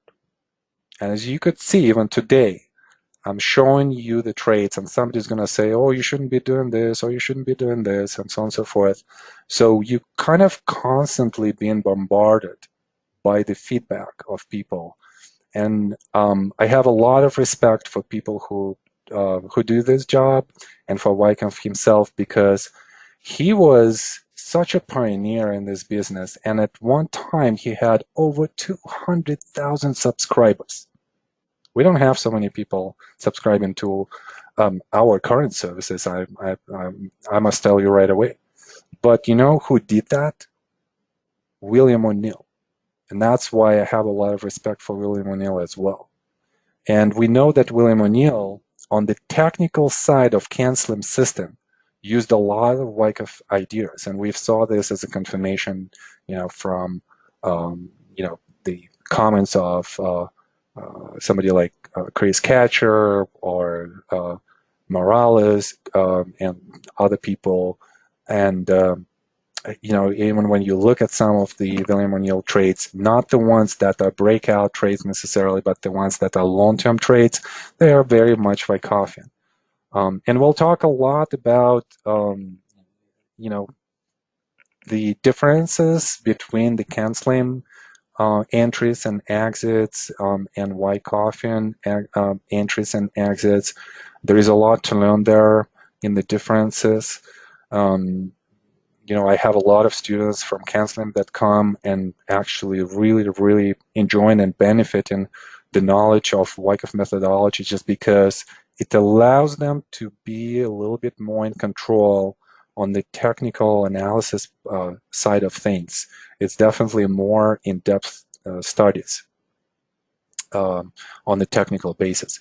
And look what Wyckoff have done. He was publishing the ticker.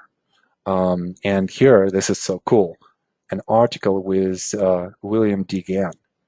And that just tells you, like, he was living in such an amazing time for technical analysis, where Dow was creating his theory, where Elliott was, creating his structural theory, where Gann was making all of this trades and just amazing material that he was publishing.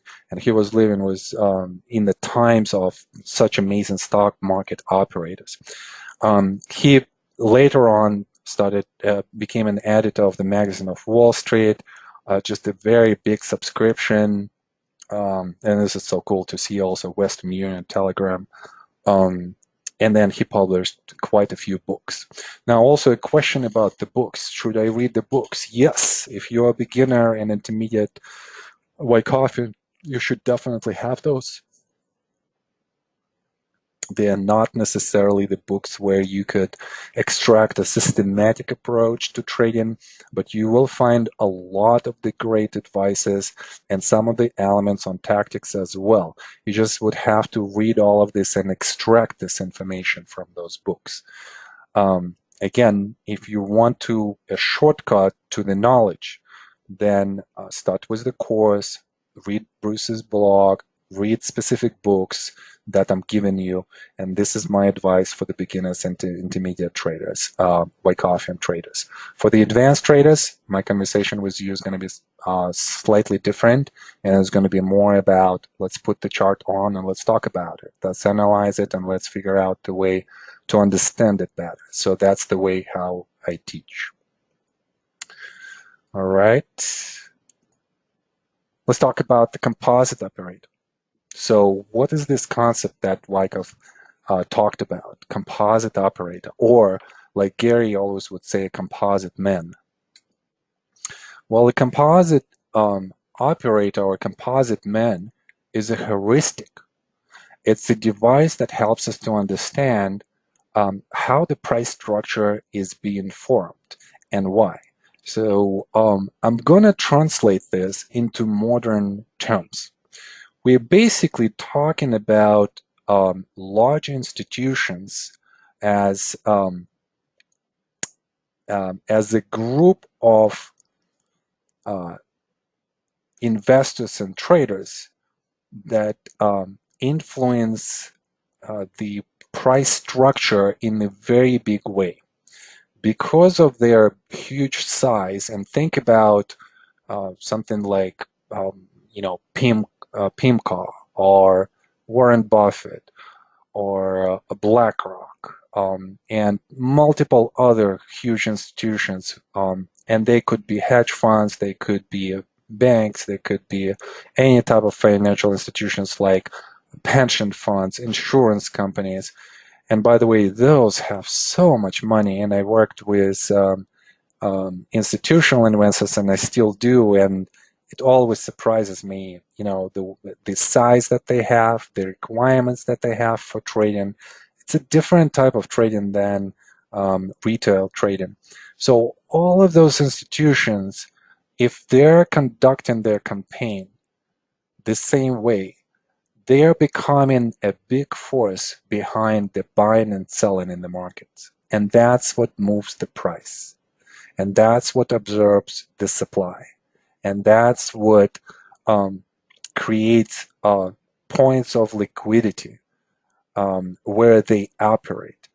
And Wyckoff called it a composite man. And the assumption was that because of the size, they can dictate the potential bias of the next move, which is absolutely true. The more money you have, then the more you invest into the stock, the more you control.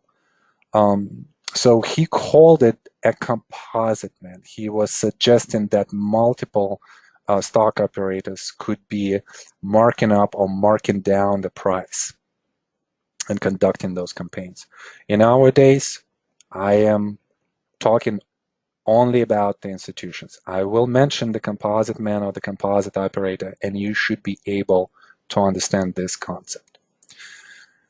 All right, let's talk about the price cycle. And we also will go into the case study on Apple, where I'll show you how specifically at that spot Apple was selected and how the trade was conducted. But first, let's talk about more of the theoretical price cycle. So as we've talked about the composite operator, I also want to talk about the difference between strong hands and weak hands. We usually would be thinking that, and this is how we unfortunately were told or taught, that the weak hands are always public hands. This is absolutely not true. And actually, if that would be true, the market would have a different look and a different structure. The weak hands could be both public and institutional hands. And as I worked with institutional traders, I must tell you guys that institutions are like us, skin and bone. They are human as well. They are driven by the same emotions that we have. They have the same brain. The only difference between them and us, a couple of things. First of all, it's their 9-to-5 job. That's number one. So they devote much more attention to what they do. Secondly, they have an enormous size, an enormous edge in how they receive the information. And those are the advantages that kind of propel them in a lot of cases to the strong hands. But every year, in every type of market, since I started, teaching, trading, learning this stuff, working in the financial field, every year I read the articles that over 90% of all of the hedge funds are failing to outperform the markets. And that's why the latest idea, and I love Warren Buffett's idea, is that you might as well, in the secular bull market, just invest into the ETFs, market ETFs. You could make a more selective trade like this based on the sectors and groups, not specifically stocks. But it's been very, very successful. And as we know, Warren has won a bet that lasted for like 10 years, I think. $1 million that ETFs, market ETFs are going to outperform. That was a very low risk bet. And obviously, Warren knows a lot about that stuff. So we could see how sometimes we could confuse institutions with strong hands. I don't want you to think this way. I want you to restructure your thinking here and think not in terms of institutions and public, but in terms of strong hands and weak hands. And then we're going to say that usually strong hands are going to be the composite operator. Composite operator is going to have huge size. And the time frame for the composite operator is always going to be a business cycle and beyond that. Think about Warren Buffett and his average holding period for a winning or even non-winning stock. It's not a year. It's not 2 years. It's not 5 years. It's a decade or two. I mean, some of the holdings that he has had throughout his career, it's just been there for a long, long time. So this is the trait and the characteristic of the composite operator. Why is this important? Well, because their behaviors are going to be based on the needs that they have. They have a need to establish a huge, sizable position, and they need to hold on to this position for quite some time. They cannot go in today and close the position tomorrow. It wouldn't make sense to them at all. The taxation problems that they will incur, that's number one problem. And then the portfolio rotation, that's number two problem. And then just generally going in, going out, as you might know even from your own trading, is very dangerous because you increase in the number of mistakes that you make. And these are the things that I'm hearing from institutional clients that I have, that those are the big things that they pay attention a lot. Then we're going to have, after the composite operator, which is basically a contrarian in a lot of ways, we're going to have a lot of institutional trend followers. Those are also big size institutions, and they usually look at the market cycle time frame, meaning that their positions are probably going to be beyond a year. This is going to be favorable from the taxation point of view. But they're going to be acting a lot as a composite operator and jump on the emerging trend and jump off the trend once they see the signs of deterioration. And they're going to pick up the time frame that's going to allow them to park the money for quite a long time to ride the whole uptrend and then distribute either on the way up during the consolidation or on the way down. And that's what produces this compounding effect and big profits that they accumulate throughout the years. Also, on the strong hands side, we're going to have professional traders. And here under the professional traders, I probably should mention that there are pros that are institutional pros, and then there are retail pros. Obviously, institutional pros are going to have, somewhat a larger size, but a very serious retail professionals are going to be having also a good size. A good professional is not going to have a small size on equity just because it doesn't make sense. With the risk management, you have to control the risk in a specific way, so you can't commit all of the capital, to a specific position or to, a few positions. You're gonna, control your risk and portfolio risk through some of the techniques that they have, and therefore you have to have a size. So this is still a very sizable group that is a professional group, and in a lot of cases they could be strong hands and be on the right side of the bias. On the weak hands side, we're still going to talk about the retail traders as the public, but we also will talk about institutional and professional managers. And I mentioned to you just a minute or so ago that those people could be wrong too. Our first assumption, when we started studying Wyckoff methodology, that strong hands, institutional hands are always correct. Well, that's not right. I've seen it myself. I mean, I've coached them. I've mentored them. I've taught them the method. I saw their mistakes. A lot of them are just, like us. They just have more time to devote to this craft. And, as we in any profession, somebody is good, somebody is better, and somebody is not that great. And this, the market is unforgiving. The clients are unforgiving. So if you're not progress with your studies, understandings of the market, and your execution, you will be out really fast. So let's look at the price cycle itself. And now let's try to understand the behaviors of strong and weak hands. How would they behave at different spots of the price cycle? Well, first of all, the price cycle itself is just a representation of the accumulation period under the oversold condition, where the sentiment changes from bearish to bullish. that goes into the markup phase based on the absorption of the supply and not availability of that supply by institutions throughout the markup phase. And then into the area of the distribution, the area where big, strong hands are going to start distributing the stock.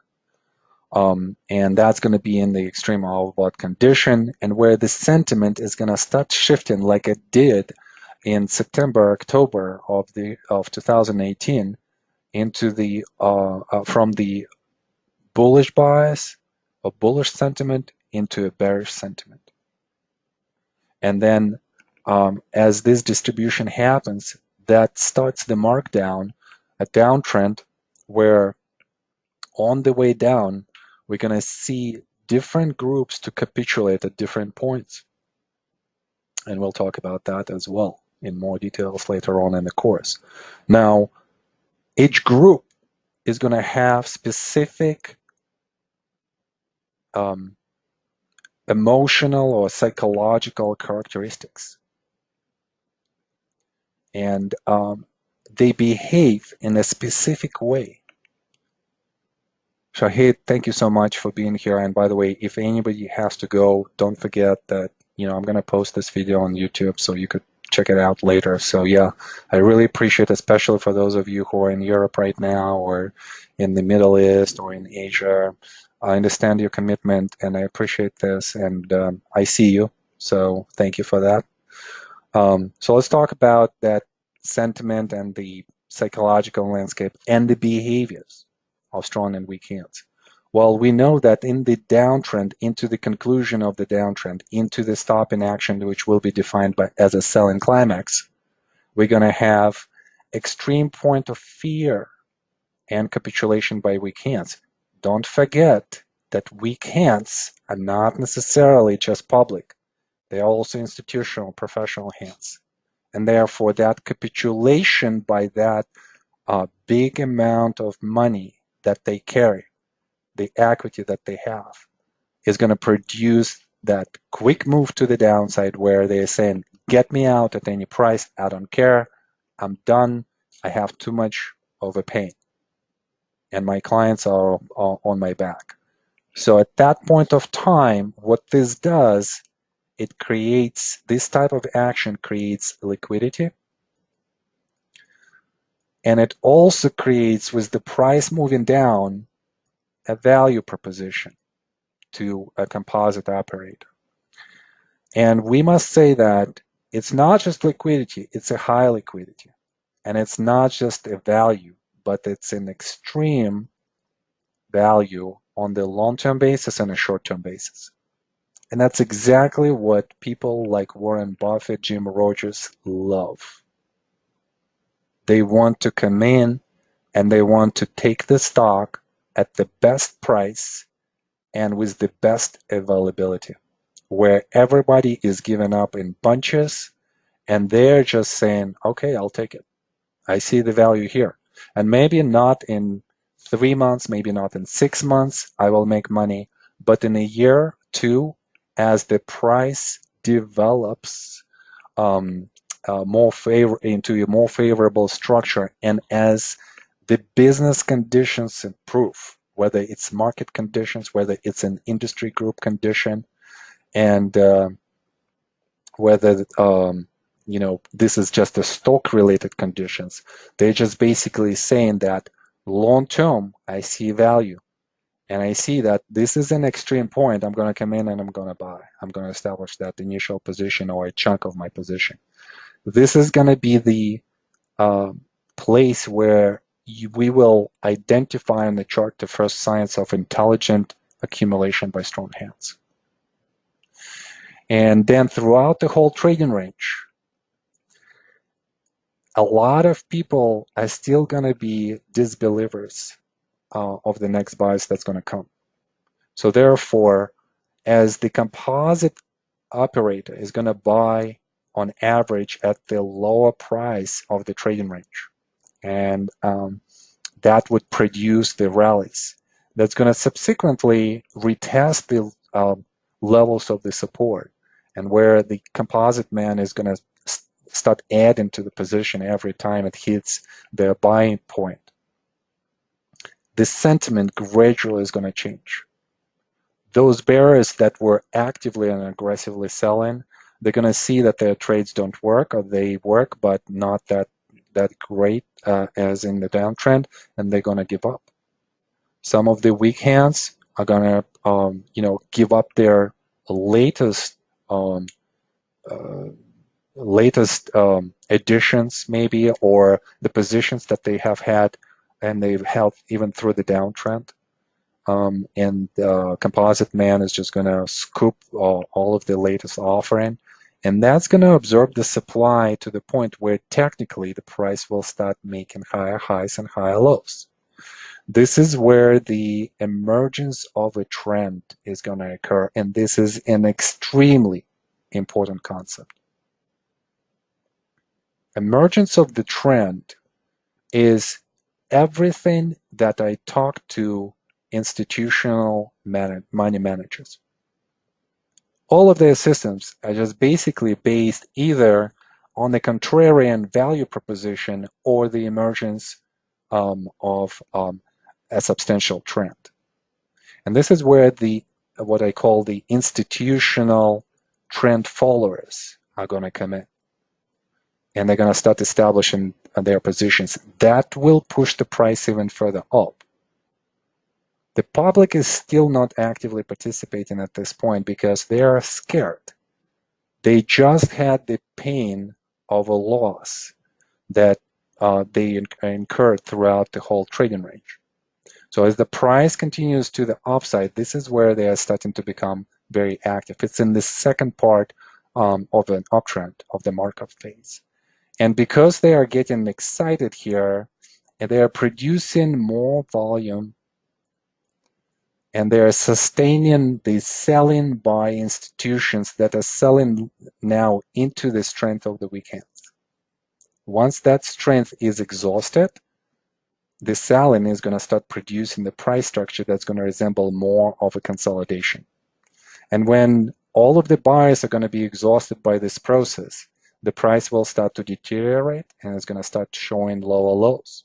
By that time, the smart money, the real smart money in that particular position, and by the way, smart money as I see it now with all of this knowledge and experience that I have teaching and trading and working with people, whether institutional, retail people, the smart money definition is only relevant to the last trade that you make. So in a way, it's kind of like as like in NBA, a make or miss league, right? So you always have to be at that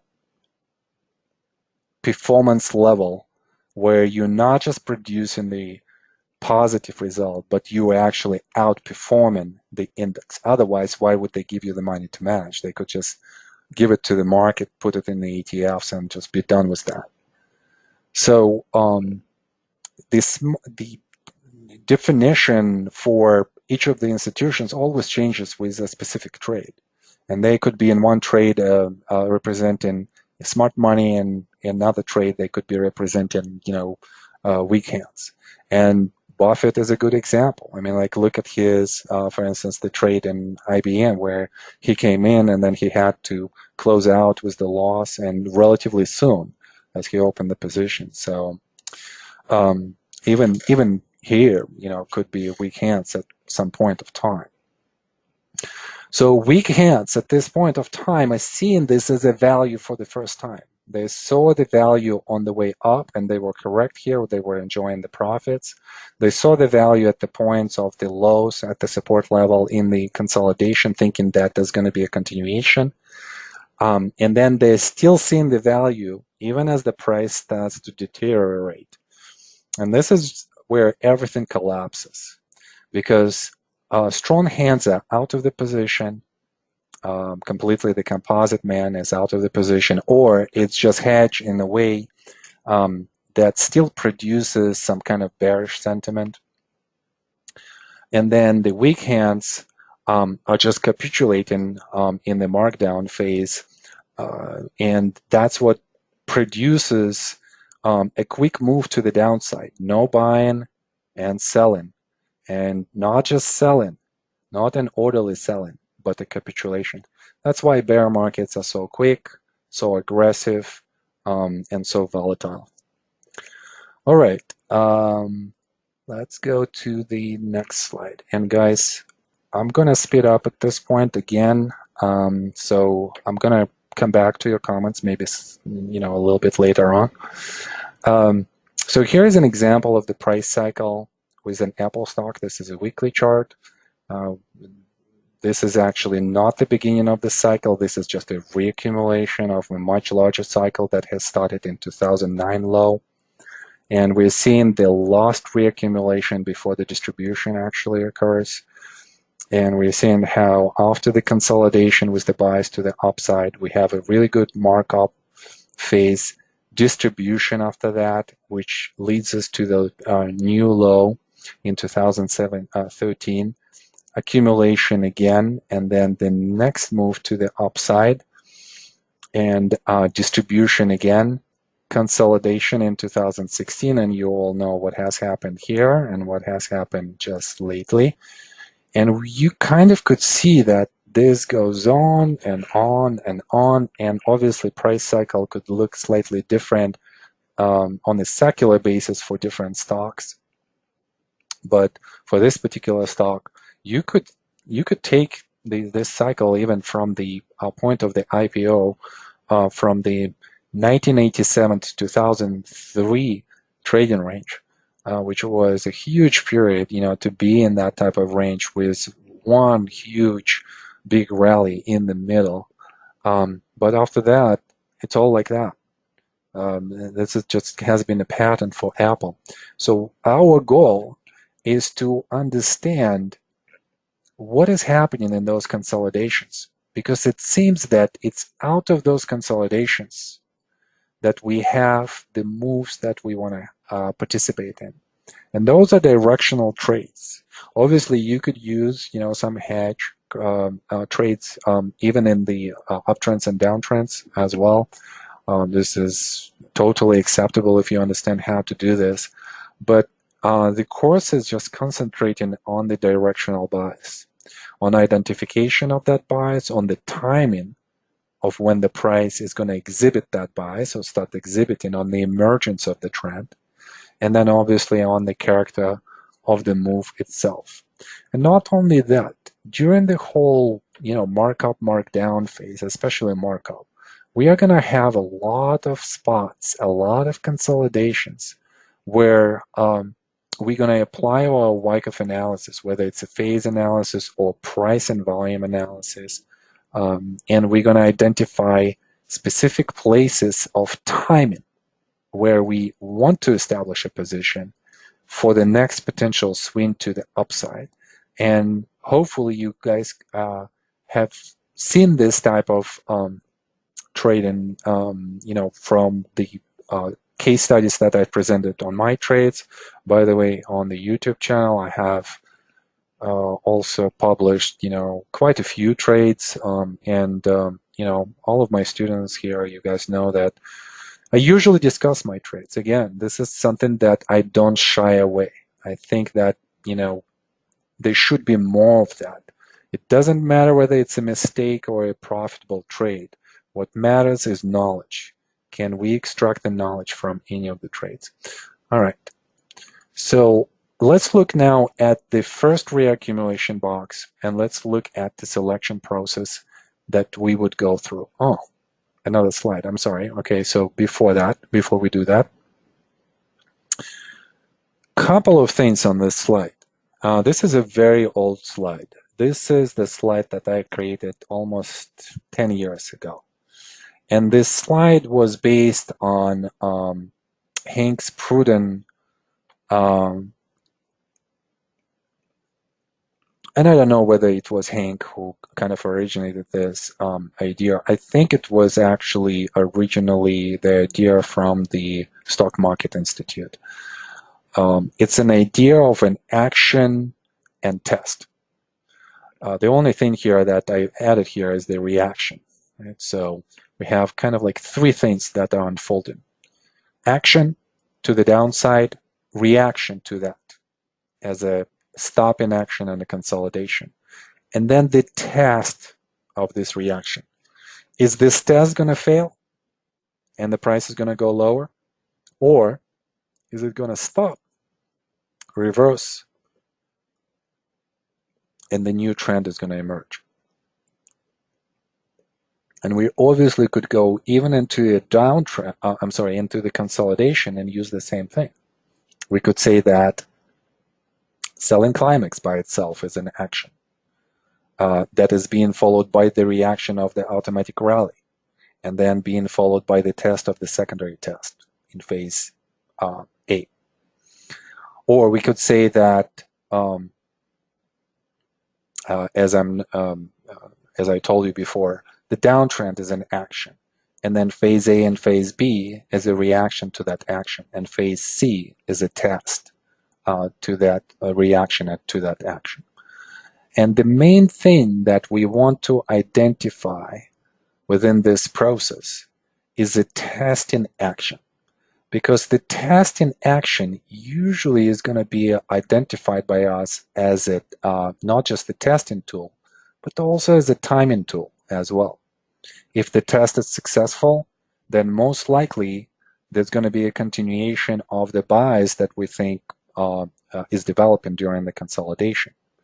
So therefore, the timing is going to be identified by us as a potential phase C.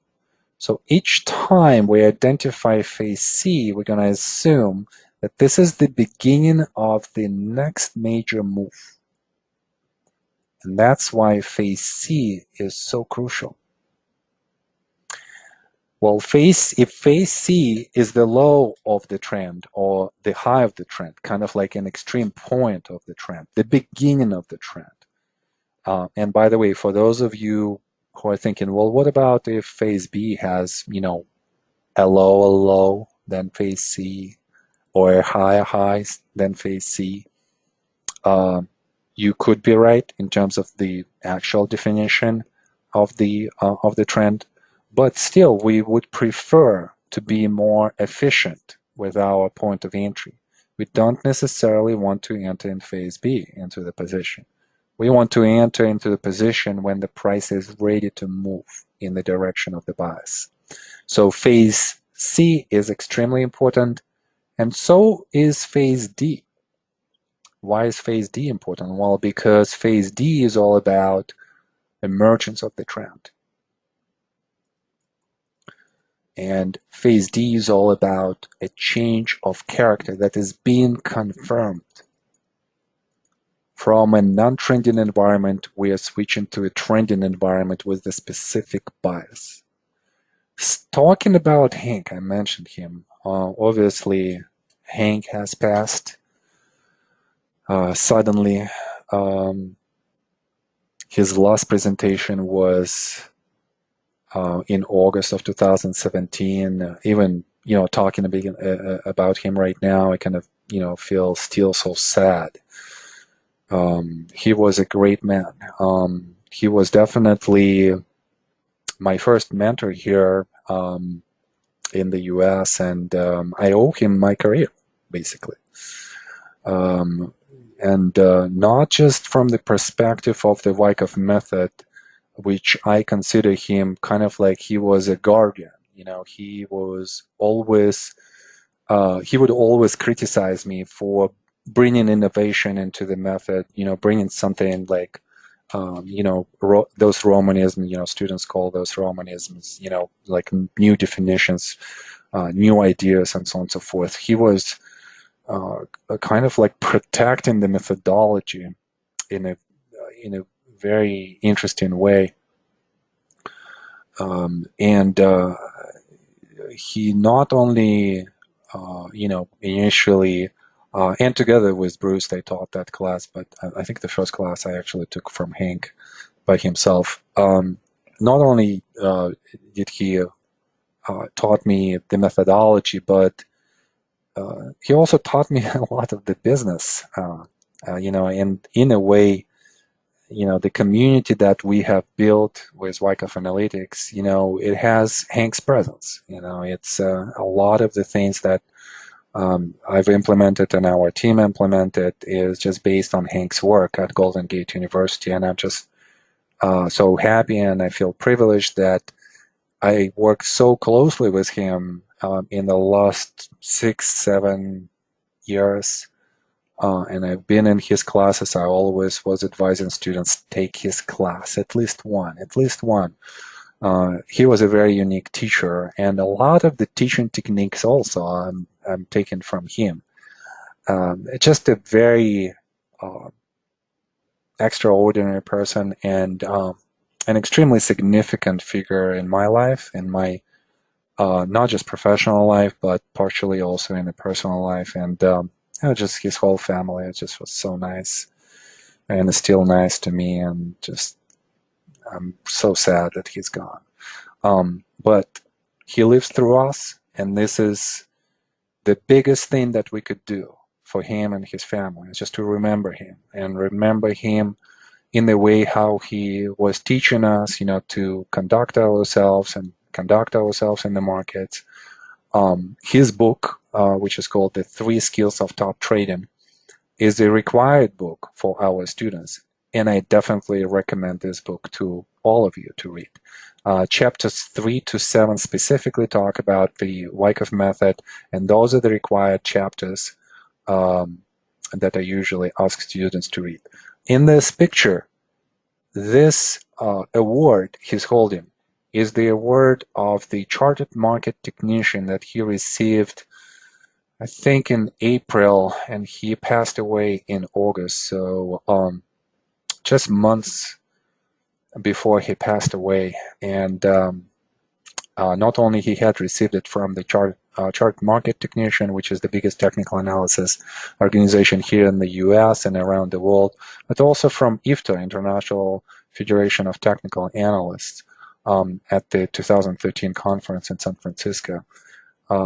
And he definitely deserved it so much for the times when the methodology was not in a good shape. For like 20, 30 years, it was not necessarily very profoundly highlighted as a technical analysis skill. Hank and Tom Williams, David Wise, Craig Schroeder, those are the 4 big figures at that time. And then new generation of Wyckoffers came, like Bruce, and we had quite a few Wyckoffers came out of those classes, like Jim Forte, and so on and so forth. And then, my generation came, and we became also, more knowledgeable about methodology just because of him. So just a lot of kudos to him and the way how he conducted his life and the way how he was with students. And just, still so many stories about that. Ditto, Eric. Yeah, I miss him too. All right, let's talk about the case study.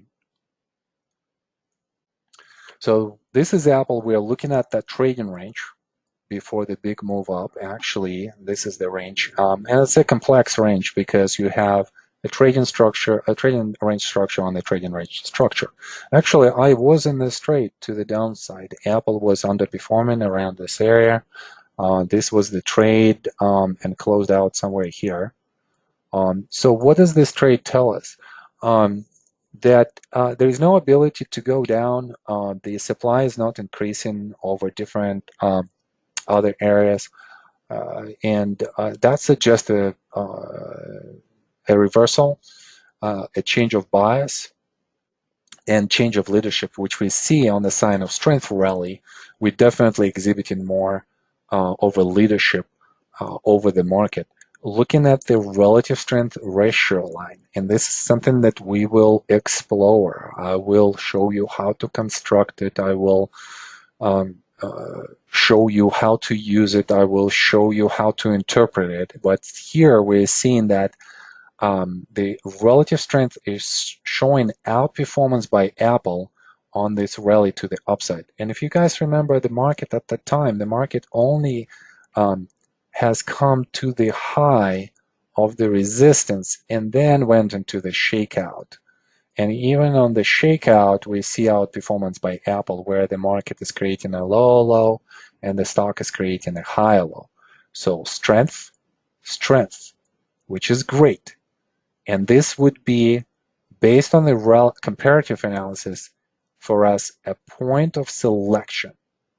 Now, there is one minus to what is going on here, and that is that supply is suddenly up.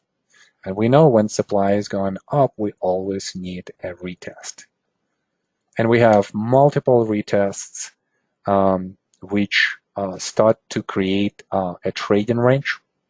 And therefore, when we go into the trading range, again, the things that we need to define is bias, timing, and character. And this is not necessarily the sequence with which Wyckoff was approaching this, or SMI was approaching this, or how I was taught at Golden Gate University. This is just what we've created for the WTC course. And this is how I teach the material right now. Those are the three elements that are extremely crucial to me to understand. I want to understand where the price is going to go, when it's going to go, and how it's going to go up. So as we go through the analysis of the consolidation, we are going through the phase analysis. And we are also going through the supply and demand analysis together with how the price reacts to that supply and demand. And we're seeing that supply is diminishing significantly into the area that looks to us as a potential phase C.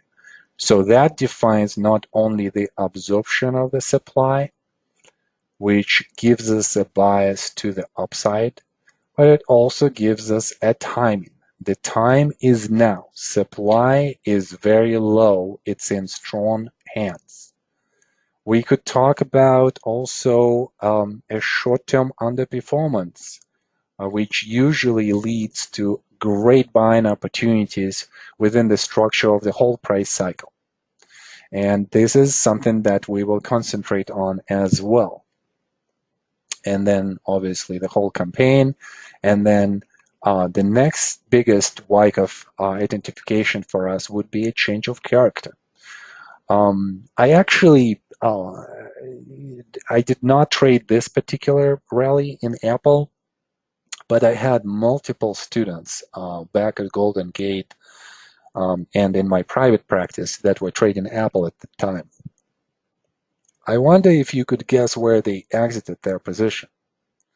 Well, before you even answer this, I'm going to tell you exactly where. Here, here, and here. And why do you think this is?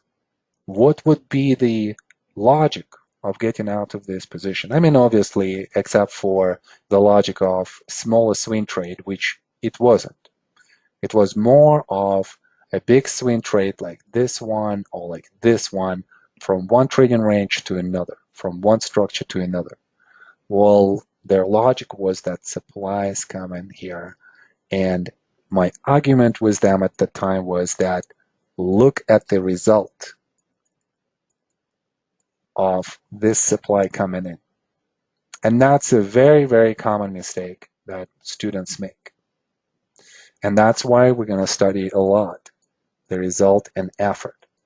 This is one of the most important concepts. If I would be picking the concept to teach, whether the concept of the supply overcoming the demand and the price going down, or a demand overcoming the supply and going up, in comparison to the effort and the result, I would choose effort and the result. Supply and demand is a very simplistic concept, but effort and the result requires an understanding and a visual skill of recognition. And that's exactly what's happening here. And that's exactly the mistake that we were trying to correct at that time. The key to the exit was a different behavior than we've exhibited on the way up. Look at all of the reactions on the way up. They are very small. And even though some of the volume signature increases in there is absorption on the way up. As supply occurs, it's being absorbed and the price moves up. But not on this reaction, not on the automatic reaction, which acts as a change of character. We see that not only supply is emerging in a lot, but it's also very consistent. And this is another definition that we've added to the Wyckoff trading course. Usually volume is being interpreted as just increase and the decrease, but we could see the consistency of selling in this area, as we have seen the consistency of selling here and here, attempt to sell. And what does this suggest? In all of these cases, it suggests a change of environment. So from the uptrend environment, we are going into a non-trending environment or a trending range. And at least minimally at this point, you should start thinking in your head, what should I do? Should I close out the positions? Should I scale out? If I'm anticipating a trading range, is this a very long-term trend, campaign trade for me? Then I should probably check out my PNF targets from back then in 2009, 2010, compare them with the PNF targets that we've just recently had, in the trading ranges.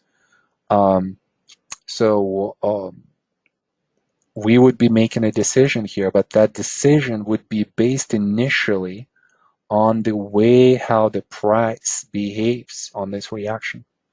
And this is the skill and the knowledge that I'm going to give you guys. All right, 5:30. Let me see. Okay.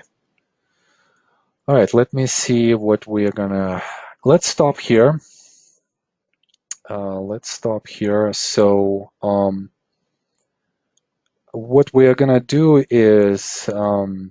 obviously, we haven't gone through the whole material that I was planning for today, but this is great because what I'm going to ask you guys, for those of you who already signed up, is I'm going to ask you to read, and I'm going to ask you to watch the videos, and I'm going to ask you to prepare for the second class. And then we will go into the change of character, accumulation, and the distribution. I actually like that a lot.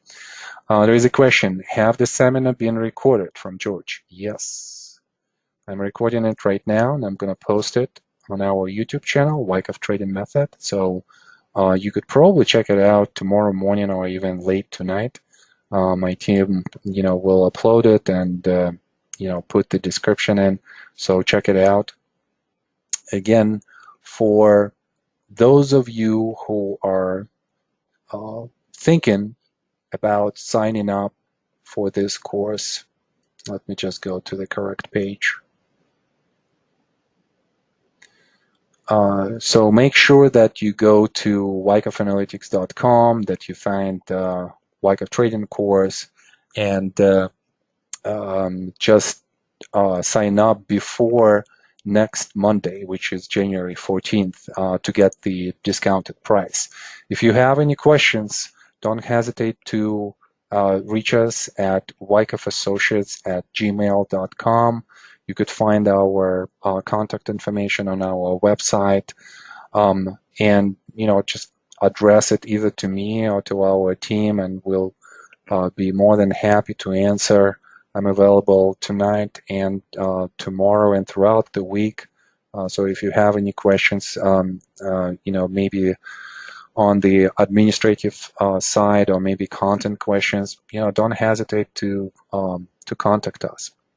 Meanwhile, students who signed up, I will email you tomorrow, and I will assign you the homework, which will be just reading specific chapters of Hank's book, Bruce's blogs, and watching our videos on YouTube. And that will be your homework. And then after the first class, once we cover change of character, accumulation, and distribution traits, then we will go into the homework, and you'll do the actual homework. Well, really great class, really great beginning. I feel like there is a lot of interaction from you guys. So hopefully that's going to just transition into the class itself. Let me just see kind of like last comments here from Doug. Oh, I love this comment. My brain hurts. Great detail session. Yeah, thank you. Thank you, Doug. And I know that you've taken classes from us, so you've been a student, so that's how it is. Thank you very much. Great information to consider. I trade commodities, was very interested in the program. So let me kind of like address this. And I think that there was another question here on Forex. So I've actually traded Forex for almost 5 years. It just was a little bit tough to intraday trade something like this, living on the West Coast in the US. Just so hectic during the night, to stay up. So I kind of gave it up. But Forex has the same price structure as other price structures. There are some nuances, obviously, volatility, interventions, and then also there is just always the reference to the bad volume data. So my answer to Forex traders is that take the course. Why? Well, because the price structural analysis is still a must. You have to understand the context of where you operate, where you trade. So that's number one. Secondly, some of the Forex traders use volume signature, so you can do that. Thirdly, relative and comparative analysis is still relevant in Forex markets. And one of my strategies was always buying the strongest of the correlated pairs and selling the weakest of the correlated pairs. And you could create pair trading like this or spread trading. You could just choose directionally which instrument you want to pick. So there are quite a few things there on the analytical level that you could use. And then you could also use a lot of tactics. And tactical decisions is something that you have to develop as a trader one way or another. So whenever I talk to Forex traders, I always tell them that this could be a foundational course for you. This could be the course where that kind of like defines the foundation on which you build further up. So consider that. And the same for the commodities traders. I actually love trading commodities. I love trading E-minis. I've day traded E-minis for quite some time. Occasionally, I would make those trades here and there now. I predominantly trade stocks right now and specifically options, but I love trading oil. I trade gold. I trade metals sometimes whenever opportunity presents itself. So to me, trading is not about a specific instrument. Trading to me is about specific opportunity. And I think when you are becoming more and more advanced trader, you will understand that opportunities are very rare. Good opportunities are very rare.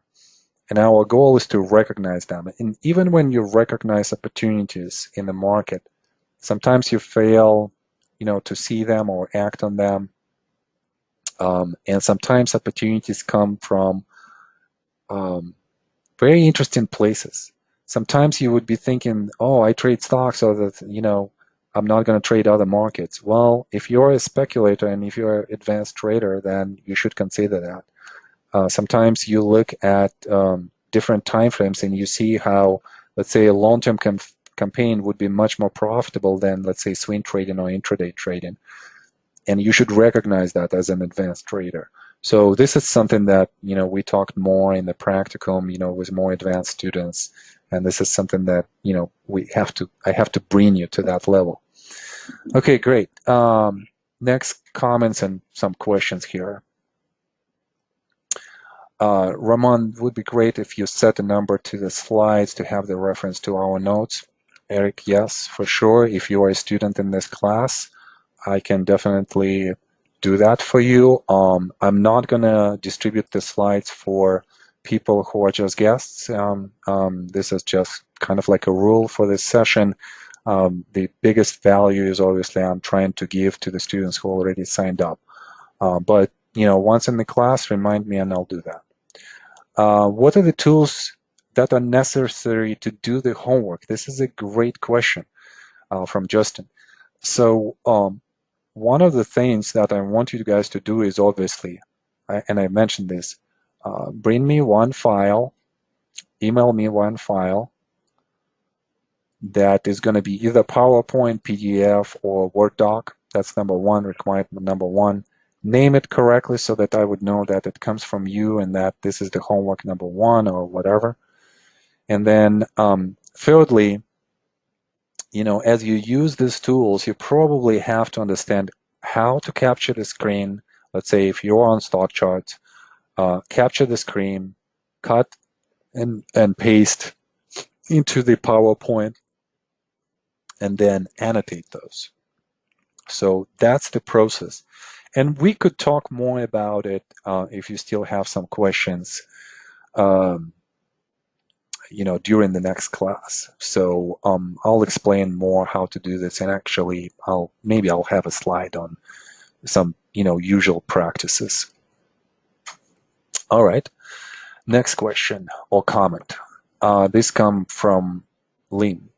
Although Wyckoff method could fit into any time frame, understanding your trading style is more of a swing trading. Would the course curriculum be suitable for position traders who mainly hold stock for a few months to a year or more?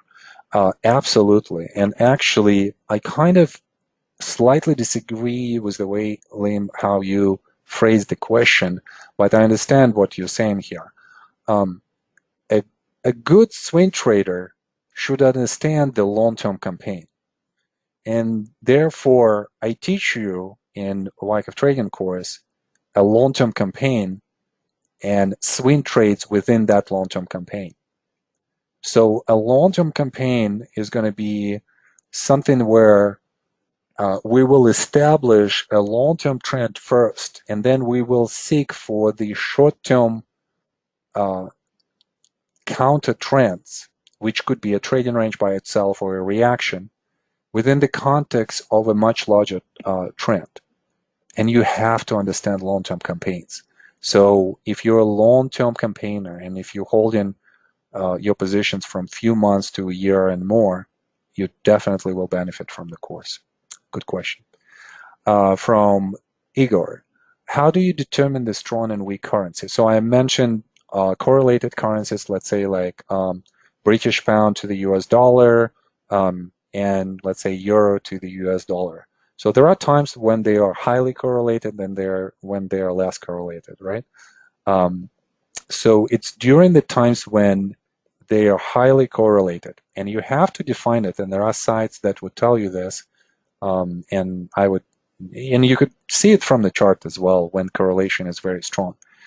It's when this correlation is strong, this is where you want to use this concept and based on the comparative analysis, just to define which one is stronger, which one is weaker. And if you're making directional trades, just to take the trade in the direction of the buys and use that definition. You could also use this for spread trading or pair trading, buying one currency, selling another currency, however you would create that type of strategy, and then trying to define the spots where the spread is increasing, and it always goes up and down and has, sometimes it has a trend of its own, especially when correlation goes away. So you could create trades out of that as well.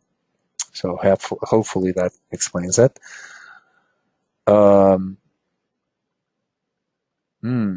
Okay. Craig is saying that my microphone is not working really well and that my voice is breaking up. Is that true for everyone, guys? How's my audio, by the way? I just want to know. This could be just either on your end or my voice could be just going down. And sometimes connection is not that great. So sometimes too much traffic. Yeah, okay, well, let me see what kind of audio we're going to have on this recording. I apologize if not everything was very clear, and Craig, thank you for noticing this.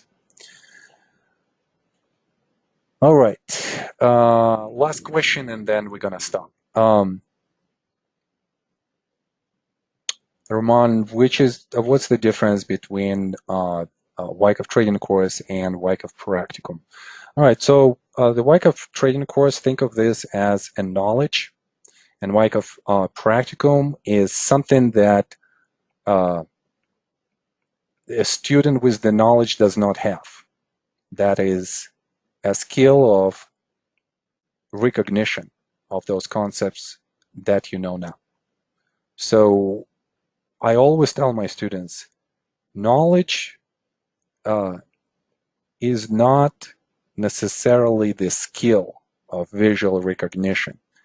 If you acquire the skill of visual recognition, you will see how the structure, the bias, the timing, the character unfolds. Now, my next statement is going to be that even if you acquired a skill of visual recognition, it doesn't mean that you can execute it. So you have to build a skill of execution. Those are tactics.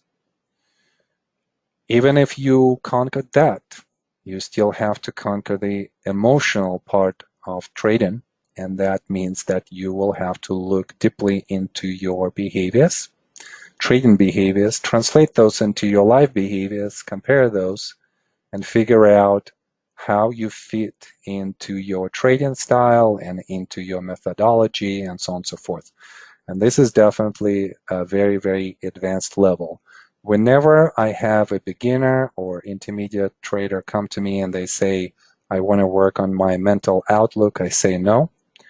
You have to study first the methodology. You have to be comfortable with the technical analysis and recognition of those patterns so much that it doesn't distract your brain from concentrating on your mental landscape adjustments.